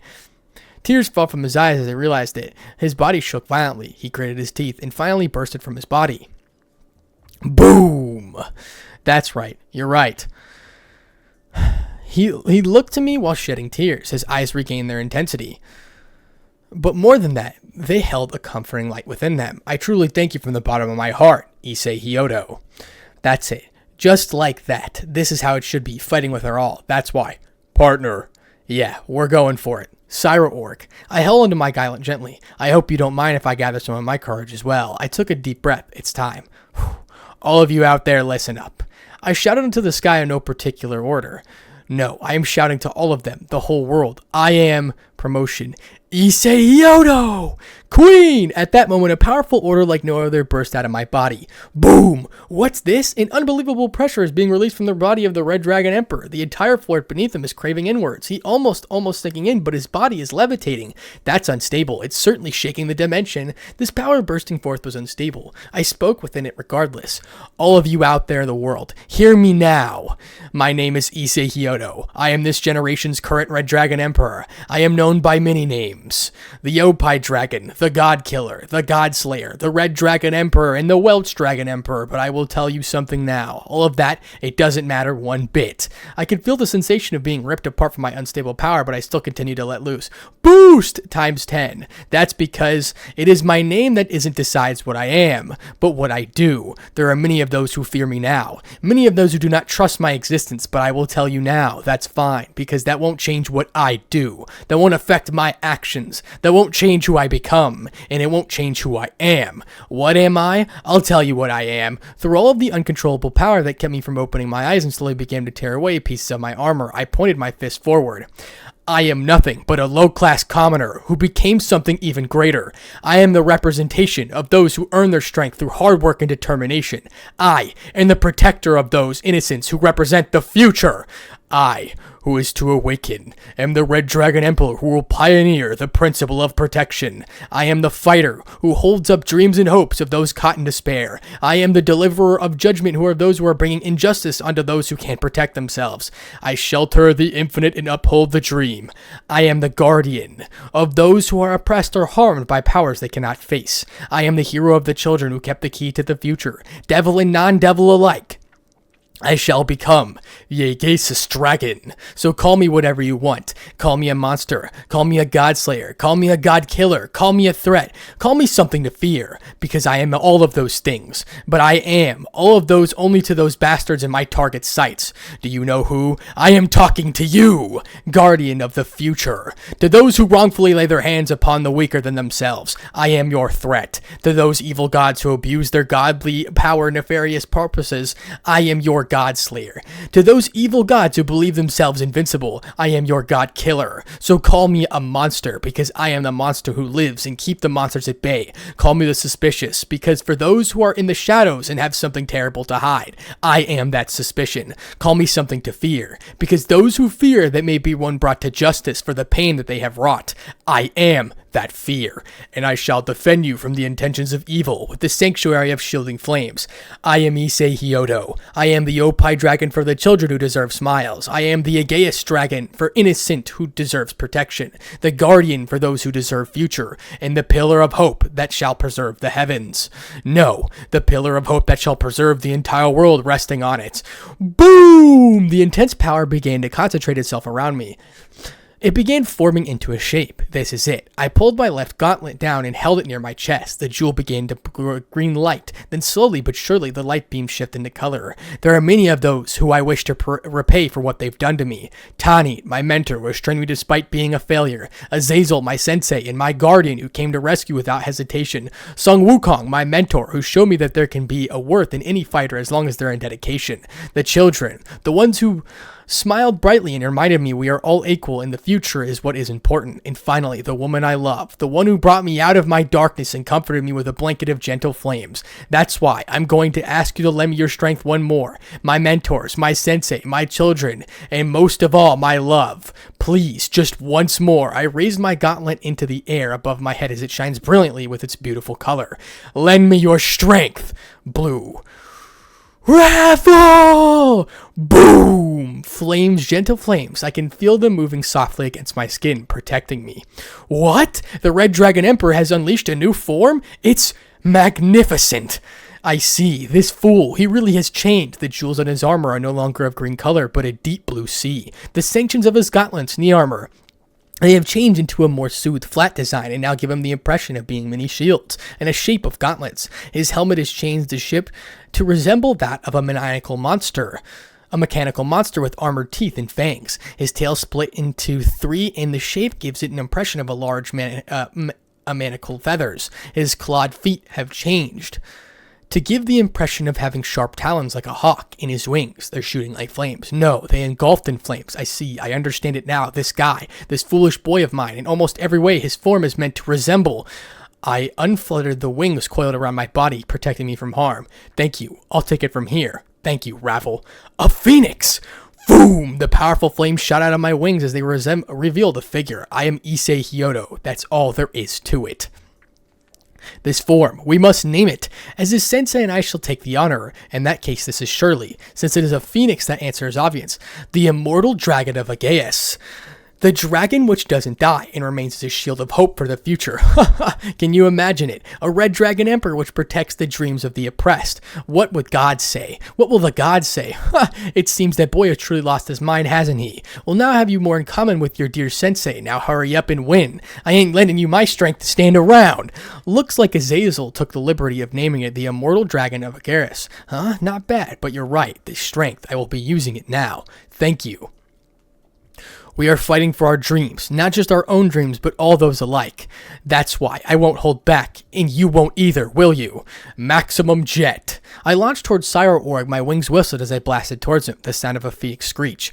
Cyro-Org! I saw his mouth curl into a smile before gritting his teeth in determination that beamed through his teary eyes. He launched straight towards me. Red Dragon Emperor! No! Issei Hyodo! The moment we reached each other, our clash began. Dun dun dun dun dun! Cyro-Org! Cyro-Org! Issei! We used everything we had, every single attack, every single technique, no strategy, no cheap moves, no blocking, no dodging. We just took whatever the other gave us.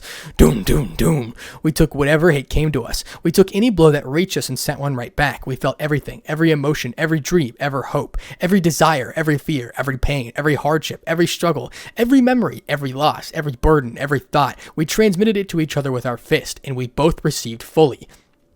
Doom, doom, doom, doom, doom. Cyro-Org, thank you. I am grateful that I have met you. I am grateful that we are here today like this, even though there was pain and loneliness that brought me here. There was surely the same where you came from. The fact I'm able to experience alongside of you, I am grateful. The image of us standing against those struggles side by side, I am truly grateful. Thank you, Issei Hyodo. You have reminded me of exactly what I am reaching for. My path is clear now.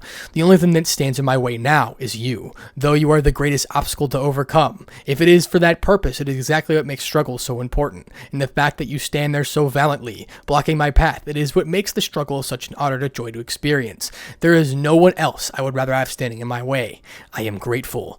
Yeah, I know. It's the same for me. Even if I were to lose here, the hurdle that you represent, it meant so much more to me than anything that I could imagine for the sake of a dream. That's why I am grateful that my life has reached this point. I am grateful That painful experience which shredded me not so long ago is now a part of who I am, and most of all, I am grateful that you were a part of the journey to achieving that dream. Sire Org! I readied my fist. Issei Hyodo! And so did Sire Org. We sent our fists towards each other simultaneously. Ah! Thank you, Sire Org, Issei Hyodo.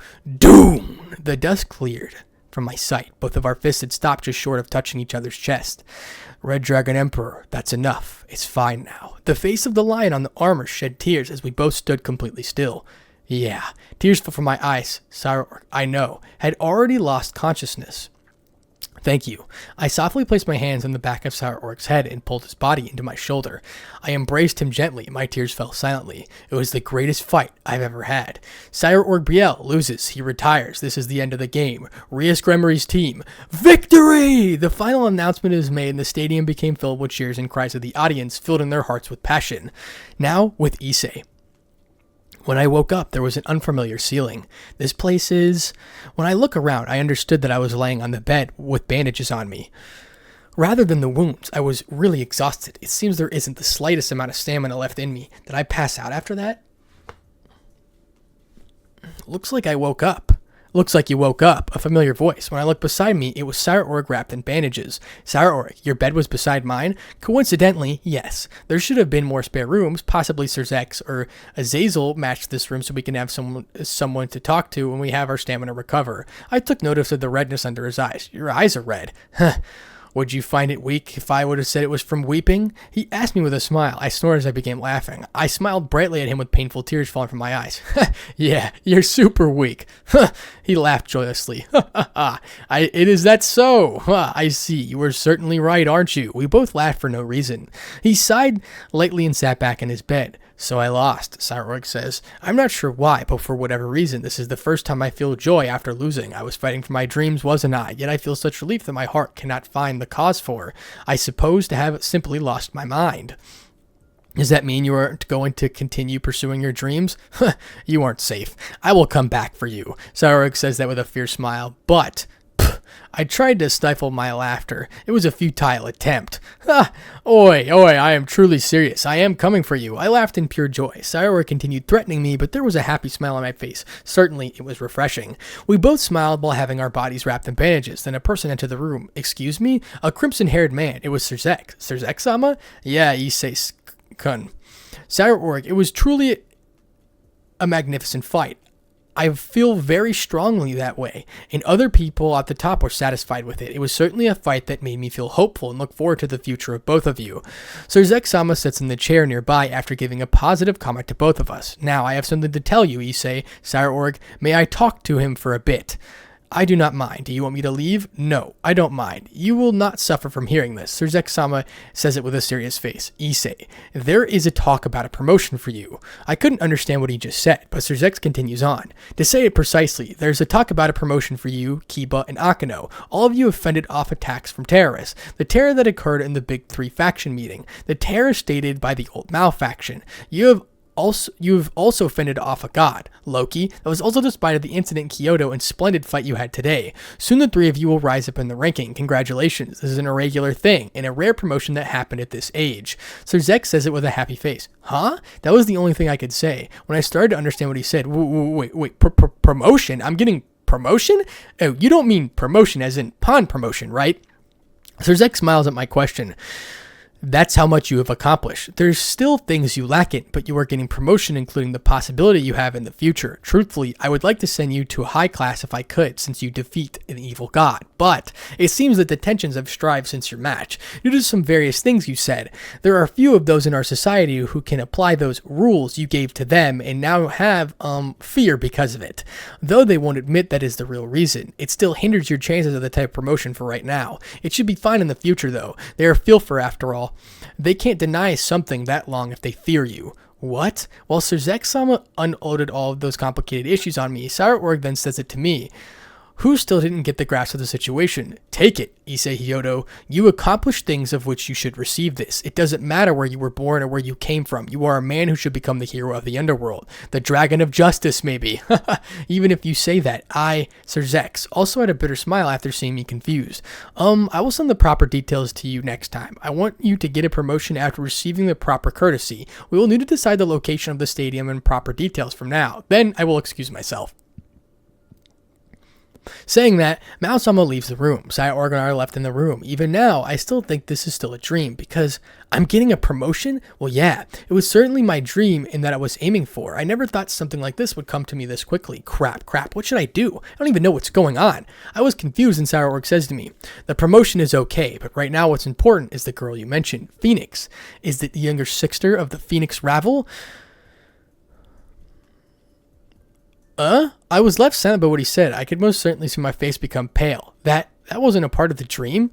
The thing I needed to admit in my heart. That was it? What? Oh, shit.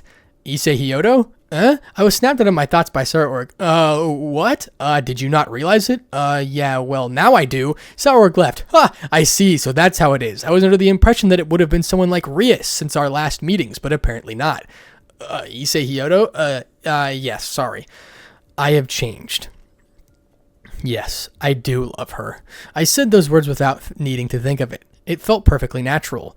Then how about you tell her your feelings?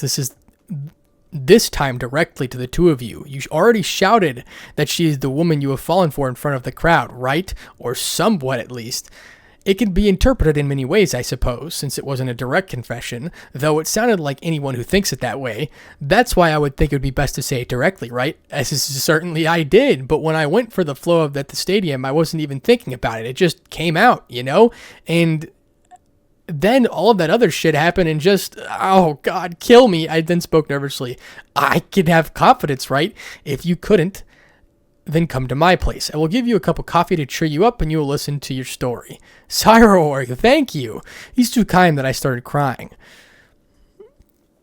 I had a fist fight with this person with our dreams on the line. I thought that I would want to have a drink of tea with him again in the future. Then someone burst into the room, an old man. Oh, isn't that the servant who took us to Cyborg's mother in the first place? Cyborg-sama, What is it? Why are you here? Cyborg was confused, but I quickly realized it. Cyborg, your mother. After hearing the word, Cyborg's words widened. He immediately tried standing up unsteadily. Cyborg-sama. He winced in pain as he was about to fall, but I caught him and held up from the side. What?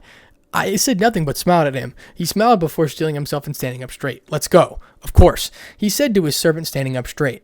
They quickly left the room together, but Cyborg said something right at the door. Thank you. He left with that. Yeah, same here. Now, part 8.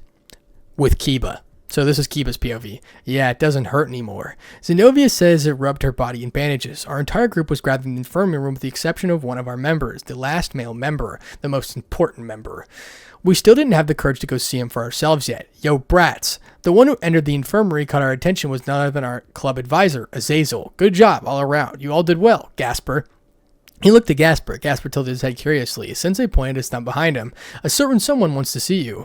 That certainly had to be, he's waiting in one of the rooms. Go ahead and see him. He's alone. Gasper glanced around each of us. There wasn't anything we could tell him. We were also confused in what to say. No words came from our mouths. He looked down on the ground in unsure expression. After a long pause of silence, he nodded his head in determination. Okay. He followed Sensei out of the room. We glanced at each other. However, Rias immediately stepped forward and walked out. Seeing that, we followed her out. We ended up being led to the certain infirmary room. Gasper stepped out into it before we caught up, but the door was left cracked open slightly. Sensei stopped us. You can stay here, but don't make a sound. Don't enter. He gave those orders with a dead serious attitude. Despite how much it bothered us, we complied. Peering in through the crack of the door, we could see Gasper approach the one who wanted to see him. Issei was sitting in the front of the side of the bed, facing away from our direction. He patted the spot next to him, signaling Gasper to sit. Gasper hesitantly sat beside him, with a bit of gap between them. They sat there in silence for a bit. You did well in the game, Gasper. Issei spoke. It was a soft and earnest voice, once I'd forgotten the sound of. Gasper's body started shaking subtly. Senpai? Another silence took the air. You truly made me proud. Gasper's body hunched over slowly. He continued shaking in place, as we could soon hear the low whimpering sound. He was crying. Senpai. You tried so hard, didn't you? Gasper only making whimpering noises in response. You made this senpai truly proud. I felt something get caught in my throat, making me feel as if I was choking. This sort of scene.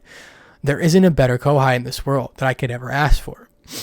At that point, Gasper made a noise that sounded like pain, a pain in his heart. His body was shaking violently, and before he knew it, senpai, he was already crying but struggling with all his might to hold back. As at the moment from bursting, he finally began apologizing for that day in the club room and choked tears that he held back. I'm sorry, senpai. I didn't know. I swear I didn't know. That was when the unbelievable happened. I know. Issei's body slouched a bit. No. It was hunching over in a similar way to Gasper previously. He's shaking. I know that now. He spoke in a shaky voice. That's why he had begun crying. That's why it hurt to watch, to hear all of you say those things, and to see you fight so bravely. I didn't need to see his face, to know what tears were freely streaming from his eyes. It hurt so much that I couldn't bear the pain. My mind halted abruptly. Gasper fully burst out in tears. Senpai! He weakly lifted his arms as if asking to be hugged, or just holding himself back from hugging onto Issei, but suddenly Issei pulled him in and embraced him completely without hesitation, holding on to him as if he was his own precious child. I'm sorry, Gasper. Please forgive this senpai for being so stupid. Gasper clutched onto him tightly in response, and he started crying excessively. I'm so sorry, Gasper. I'm sorry. My hand clasped over my mouth to avoid making a sound. Tears really washed down my cheeks. Senpai will always cherish you from now on, so please forgive me for being so stupid. My other hand clutched down at my chest as I felt a pain intense in my heart. I'm sorry, senpai. Gasper began crying in a manner similar to a baby. Issei held onto him tightly with his body hunched over, concealing his face. Shut up, you idiot. Don't apologize. I'm the one who's sorry, so don't apologize, you dummy. I said not to apologize, didn't I, you idiot? Listen to what your senpai tells you something, my little dummy kohai, my precious dummy kohai. I could hear the sound of his teardrop fall into the ground beneath me. There were many more wet spots surrounding the floor. The rest of my group had already long began crying. Issei, Rias called out quietly in a weak voice full of pure sadness that broke my heart. She stepped forward to open the door, but don't. The hand of Sensei placed itself on her. Her expression was one of stern warning. His expression was one of stern warning, as if trying to avoid becoming emotional. Don't be so selfish. Find your own moment. He said that in the almost cruel manner to Rias. No, to all of us. Because of that, Rias began crying in her hands sadly, as we all did. The only image stuck in my head was the heart-wrenching image of Issei and Gasper softly embracing each other. Now, friends. Our group stood together silently, waiting in our VIP lounge before the game. We were already prepared to return home, Sensei separated from us, saying that he had something to do. We were going to wait for our last two members. The air was thick and melancholy in the tension. That's because we're not only sad, but also nervous. There is a variety of reasons. One of them happens to be the fact that one of our group members here is the center of suspicion, rival Phoenix. She has a nervous but glittery expression as she fidgets in place. Practically all of our group staring at her. They are most likely thinking that about the word smoking during that game. They want it to be made clear. They want to see if their suspicions are true, or nothing needless worries. Their hopeful gazes. Perhaps I am not one of them that I can feel. I know the truth. Ugh, damn it. The other cause for tension was the man tapping his foot the ground incasely as he checked his wristwatch.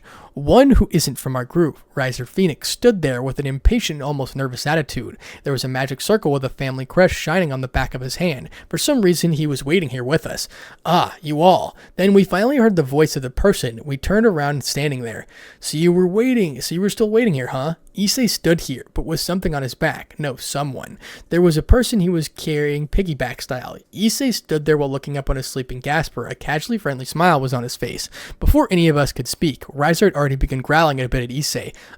What took you so long? I've been waiting here for ages. Issei tilted his head curiously. Riser? What's up? Why are you here? Riser clicked his tongue in frustration. What's up? I've been needing you to arrive so that my mother will stop her nagging. Nagging? What? Your mother? You mean Lady Phoenix? Yeah, that's right. Riser displayed the magic circle on the back of his head. She's been pestering me ever since the end of the game, calling and even trying to communicate through the communication circle so she can reach me in any way. She even contacted Ravel, but only once, and for some reason she's pestering me and not her. Issei's sweat dropped. Sorry? Yeah, you better be. This is all your fault anyway. How? Riser smacks his face in annoyance. He turned his hand over and opened his palm, allowing the magic circle to spawn on top of it. Just here. The magic circle flashed momentarily before revealing a figure. The person we've seen before in the club room that day, Lady Phoenix. Riser, will you not answer me when I contact you? I am your mother. I will not tolerate such Oh, hello, Red Dragon Emperor. She had a stern gaze and irritated tone which she abruptly lost once seeing Issei in front of her, to which Ryza simply rubbed his forehead with a sigh. Oh, hello, good day, Lady Phoenix. Issei greeted her respectfully with a bit of nervousness. However, the demeanor of Lady Phoenix was completely different. She spoke with a lighthearted tone with a kind smile on her face, as if she was in a great mood. Oh, good day to you, dear. It's nice to see you again. I hope that you do not mind me contacting you so randomly. No, of course not. You can always contact me anytime. Lady Phoenix nodded her head with a satisfied attitude. Thank you very much. In that case, I'd like to say that I thought it was truly splendid match, the display of your abilities, and an interesting speech of yours. It was all magnificent. Issei rubbed the back of his neck with an awkward smile. Thank you very much, ma'am. Sorry about stealing wall motif of a phoenix and everything. It was just one of my main inspirations for a new form, so Lady Phoenix shook her head. Oh, no. If anything, we are honored. I found it truly marvelous to see you in that form, especially considering its symbolism. It was a majestic display. I can only feel pride in seeing it. I felt the tension become so thick I choked on nothing. Is that so? I am grateful that you think that way. I was really proud of how that form turned out as well. I thought it was beautiful, in my opinion, so it makes me happy that you were satisfied with it. Yes, of course, we are happy to have seen it. That being said, I also have something I'd like to ask you. What is it, ma'am? I could feel my nerves tense uncontrollably. Could it be? Lady Phoenix turned to look at Ryzer. Ryzer, would you please? Again with this. Why must I be the one to do it? This is an issue that you are more concerned with than I. Why do you not do it yourself? You are her brother. Did you not promise that day you regained your courage that you would never become so pathetic? You said you'd face any possibility, including him, with strength. Did you not? If it truly is the case, then the only representative of the family that is currently present. You have a duty to ask him yourself, don't you? Ryzer made a sound of frustration as he kept himself from speaking. After a few seconds of growling and frustration, Ryzer groaned in defeat. He asked Issei in a monotone voice, with an irritated expression. He averted his eyes. Red Dragon, Issei Hyoto, we'll be hosting a gathering and celebration for your victory against BL. Would you like to attend it at the Phoenix Castle? Huh? Ryzer ended up asking something that we didn't expect. A celebration? It's just a celebration? Me? A party for me? Oh wait, sorry. A party for Gremory? For the winning the game? Issei asked in confusion. Lady Phoenix nodded her head. Yes. Well, of course it will be for the group of Gremory, but you are the main guest. You did win the game for your group after all, not to mention that your validation points earned during the match were to be an unbelievable amount. Only those of pro ranking received at merits at that. It's never been achieved by a low-class devil before. It's surely mainly because of the one's overwhelming support from the masses of reincarnated and low-class devils that comprise a majority of the Devil Society. You have suddenly become an icon, you know. Many seem to have forgotten the idea of God Killer, instead latching onto the ideal of the Red Dragon Emperor of the people, or at least those of the masses that think that way. It can be said that those in high positions are still looking at you with a suspicious eye, perhaps even fear, though I can't help but giggle at it. Issei became shocked at the news. Me? No way. I got that many points? All because of my public opinion, so my image has changed again?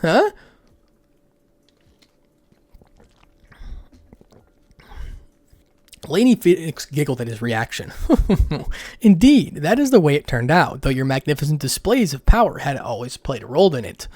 That is why we'd like to honor you. Ravel explained it to me just prior to the match, but apparently she has become your manager. This makes me happy. That's why I have the same sense in that you have won the match. Ravel, who has become your manager, has also gained a great victory by representing you. She will also surely earn merits because of it. That's because this celebration in honor of the two you specifically, it would truly make me happy if you could attend. Will you consider it? Issei immediately placed his hand over his chest. Yes, of course. It would be my pleasure. No, it would be my honor. I am truly grateful. Please allow me to attend. Lady Phoenix giggled as his response, but this time there was an obvious joy. Of course, I am truly happy you have accepted. Thank you for allowing Ravel to become your manager. I am sure she will be in the best care being by your side. No, it's the same here. The fact that Ravel was able to stay by my side all this time, thank you. I am the one who has been in her care up until now, but from now on, I will personally vow to make sure that she is happy and properly taken care of, and that is my promise. Ravel's face became even redder, while Ryzer groaned while his head in his hand. Lady Phoenix responded with absolute joy. Oh dear, thank you very much. Truly, you have no idea how delighted I am to hear that from you. Yes, Ravel will surely be in great hands from now on. I entrust her to you fully, Issei Hyoto. Okasama? Ravel shouted in a high-pitched voice with an extreme embarrassment. Her entire head was releasing smoke. Issei only nodded his head firmly. Yes, of course. Thank you for believing in me. Oh, no problem, dear. Riser, please go ahead and give Issei Hyoda the proper details when the time comes, will you? Huh, why must it be me that does it? Ravel can do it herself. She lives in the same estate. Riser, that isn't the way a brother should act on their own sibling now, is it, Oni-sama? Oni-sama, mother, you... Riser. Ugh. Riser got in frustration. And heading a card with devil letters in it to Issei. Ugh, fine, here. This is my personal contact information. I will contact you about the details at a proper time. Okay, thank you. Quiet. It seemed like Riser wanted to say more, but stopped himself inside Deedly, his body slouched in a depressed manner. How else do you expect me to react? I didn't think it would happen so soon. No, that wasn't supposed to be a different way. I was wrong the whole time? Riser-sama, Moshi Moshi. Issei tried to call out to Riser, who was slumped in a depressed manner. He didn't respond and clearly kept mumbling. Lady Phoenix gave her goodbyes. Well, with all that being said, I bid you farewell, Issei Hyoda. We hope to see you at the celebration.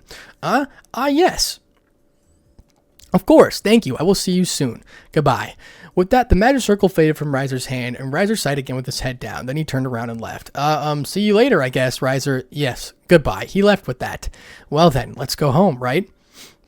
Station arrival, lift 3. Our gondola arrived at the station and we arrived before the match. Issei was the first to stand up. He stood up and quickly picked up the body of Gasper, who was sleeping his shoulder. He carried the piggyback style and stepped off the lift. We all followed. Huh? I'm tired.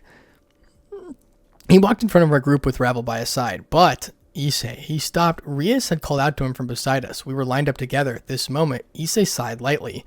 Well, that's time, I guess. He turned to face us.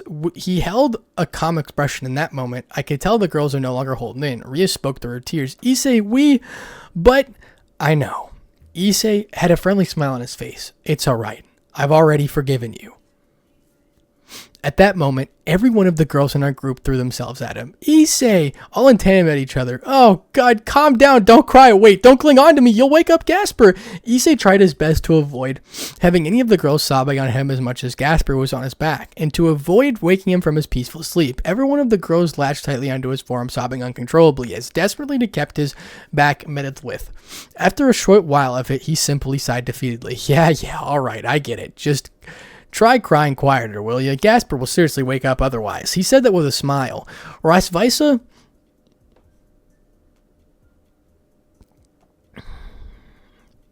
Rasvisa's son breathed a sigh of relief from next to me. I couldn't help but have my heart relieved at witnessing the scene as well. Despite how much the girls were crying, it was easy to tell they were simply pouring out their hearts and would soon feel an overwhelming joy. But am I the only one among us that realizes it? My gaze shifted to the right of the group huddled with Issei. On the right was a young woman, the one who accompanied him throughout his entire journey away from us, the one, during the game, he proclaimed something for. Perhaps it was because of the message itself was vague. Lend me your strength, my love, followed by the name a few seconds later in a completely different sentence. Perhaps it was because it was not a direct confession. Perhaps it was because they can be interpreted in multiple ways, that you can decide to interpret it as something different. Or perhaps you simply wish to not see it. Perhaps you find it much easier to live with if you were just chop it all up as nothing but a misinterpretation, nothing but a misunderstanding. Yet you all fail to realize something. That was exactly what landed us in this position in the first place. My gaze remained on the girls on the sidelines. She looked at the man in the group with enchanted eyes, as if completely captivated by his very existence, a soft light glowing in a deep blue blee of her irises, and a pink blemish stuck to her cheeks. The last thing I looked to was a friendly smile of the man that she looked to, a smile that looked like the ones we missed from our past, but somehow felt as if it just wasn't the same. Are we all just fools? And that ends Kiba's dialogue. Now with Indra. After finishing the commentary of the game, I, Azazel, am walking towards the VIP room. I received a call from my subordinate. Said person showed up himself from the VIP room. Are all single rooms that are all in the stadium. It seems like all of them are used to this game. The old man owner of the VIP room for Valhalla, Zeus and Poseidon come from the Olympus room. All of them are designated room with their guards. I was walking towards one of the VIP rooms, and the said person came out from the room I was walking towards his guards. He has a buzz cut hairstyle, and he is wearing circular sunglasses and a hula shirt that has a jewel around his neck. That said person is wearing a rough outfit that wouldn't be worn by someone with an important position. Well, I'm not sure who can speak about other people's clothing, though. Then can I speak about said person? Sakura? Well, if it isn't Sakura, don't know. How was the game? Oh, hey, had the fallen angel brother of justice. I was just smoking Hawked match. For the fallen angel brother who is siding with the current malfaction, it was good that your student won the match, right? The Gremory team? The team members had surpassed common sense. Normal teams won't be able to put up a fight against them. 1 second. Oh, sorry, I had to break my neck real quick. He does speak with sarcasm like always. He's always a person of ultimate class power with the entire factions in the world. The Emperor of Heaven, the warrior god, who defeated the god of the battle Ashura. There was something I wanted to ask this Emperor of Heaven. It was something to do with the incident at Kyoto involving the terror done by the hero faction. There is something I want to ask you. What is it, fallen angel brother of justice? Is it me you want? Then I will gladly answer. The Longinus possessor. You knew about KO before we did you not? I received a report from Issei that Son Goku who arrived. Sakura knew KO, yes. This guy knew about KO. He was a child. He had contact with the man with the ultimate holy spear. Somewhere at the place we didn't know about. Sakura then made a pleasant smile as if it meant something. What about it? What will you do? Is there any dissatisfaction? If I knew that since he was a brat, is it because I didn't report it? Or is it because I had contact with him? Such a cocky thing, that bastard says. He revealed it himself. Indra! I called out that name with my voice filled with rage. Sakura then smirked. You seriously like to make it entertaining by calling me that name. Should I call you Ash Crow then? Don't make a scary face like that, Asa boy. If you get pissed at something like that, then the god of the dead Hades is doing right now that could change the whole map of the factions, you know. He knows about Hades. Just how much does he know? Sakura then points a finger at me. I will tell you one thing, youngster. All of the factions saying peace and negotiation, but within their mind they're thinking our mythology is the strongest. Other mythology should just be wiped out, you shit. The shitty geezer Odin and the shitty old man Zeus are the only ones who don't think like that, and they are naive. Though the Shinto faction has seemingly come out as well for the inexplicable reason. No, it surely has to do with the Aegeus boy, doesn't it? Well, no matter. The mentality of the majority is still the same. After all, it's easy to gather the thoughts of humans. If the god they believe in doesn't exist, it's common sense to think other religions can just riot, you know? Just how many gods do you think exist that fell so low because your religion invaded our territory and took away our believers and lowered beliefs that they had towards us by making them turn into myths? You should just look back on each mythology. Gods are beings who are honest with their grudges and hard feelings that are humans, you know. I know. It's true.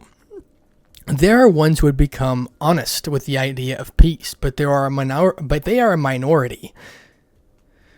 Even if any of the mythologies and gods take an official stance of negotiation, we can't tell what they are thinking deep within. No, it's obvious they are thinking of making their move if they see a chance, but the official position is what is important right now. If the important balance changes, then the human world can be destroyed easily. Then Sakura makes a sigh. Well, I will cooperate from the outside. Orphus and the others are certainly a nuisance. Orphus and the others. Huh? Hey Sakura, is KO included in that others as well? Also send this message to that No, I will call him the Red Dragon Emperor. Tell that god killer it was a great fight. If you were to become a threat to this world, then I will eliminate you along with your spirit. The ones who can use the name Heaven are already gone enough with us. There are many protectors that make you unnecessary. We do not need an arbitrator of the gods. Do not overstep your boundaries, Justice Dragon.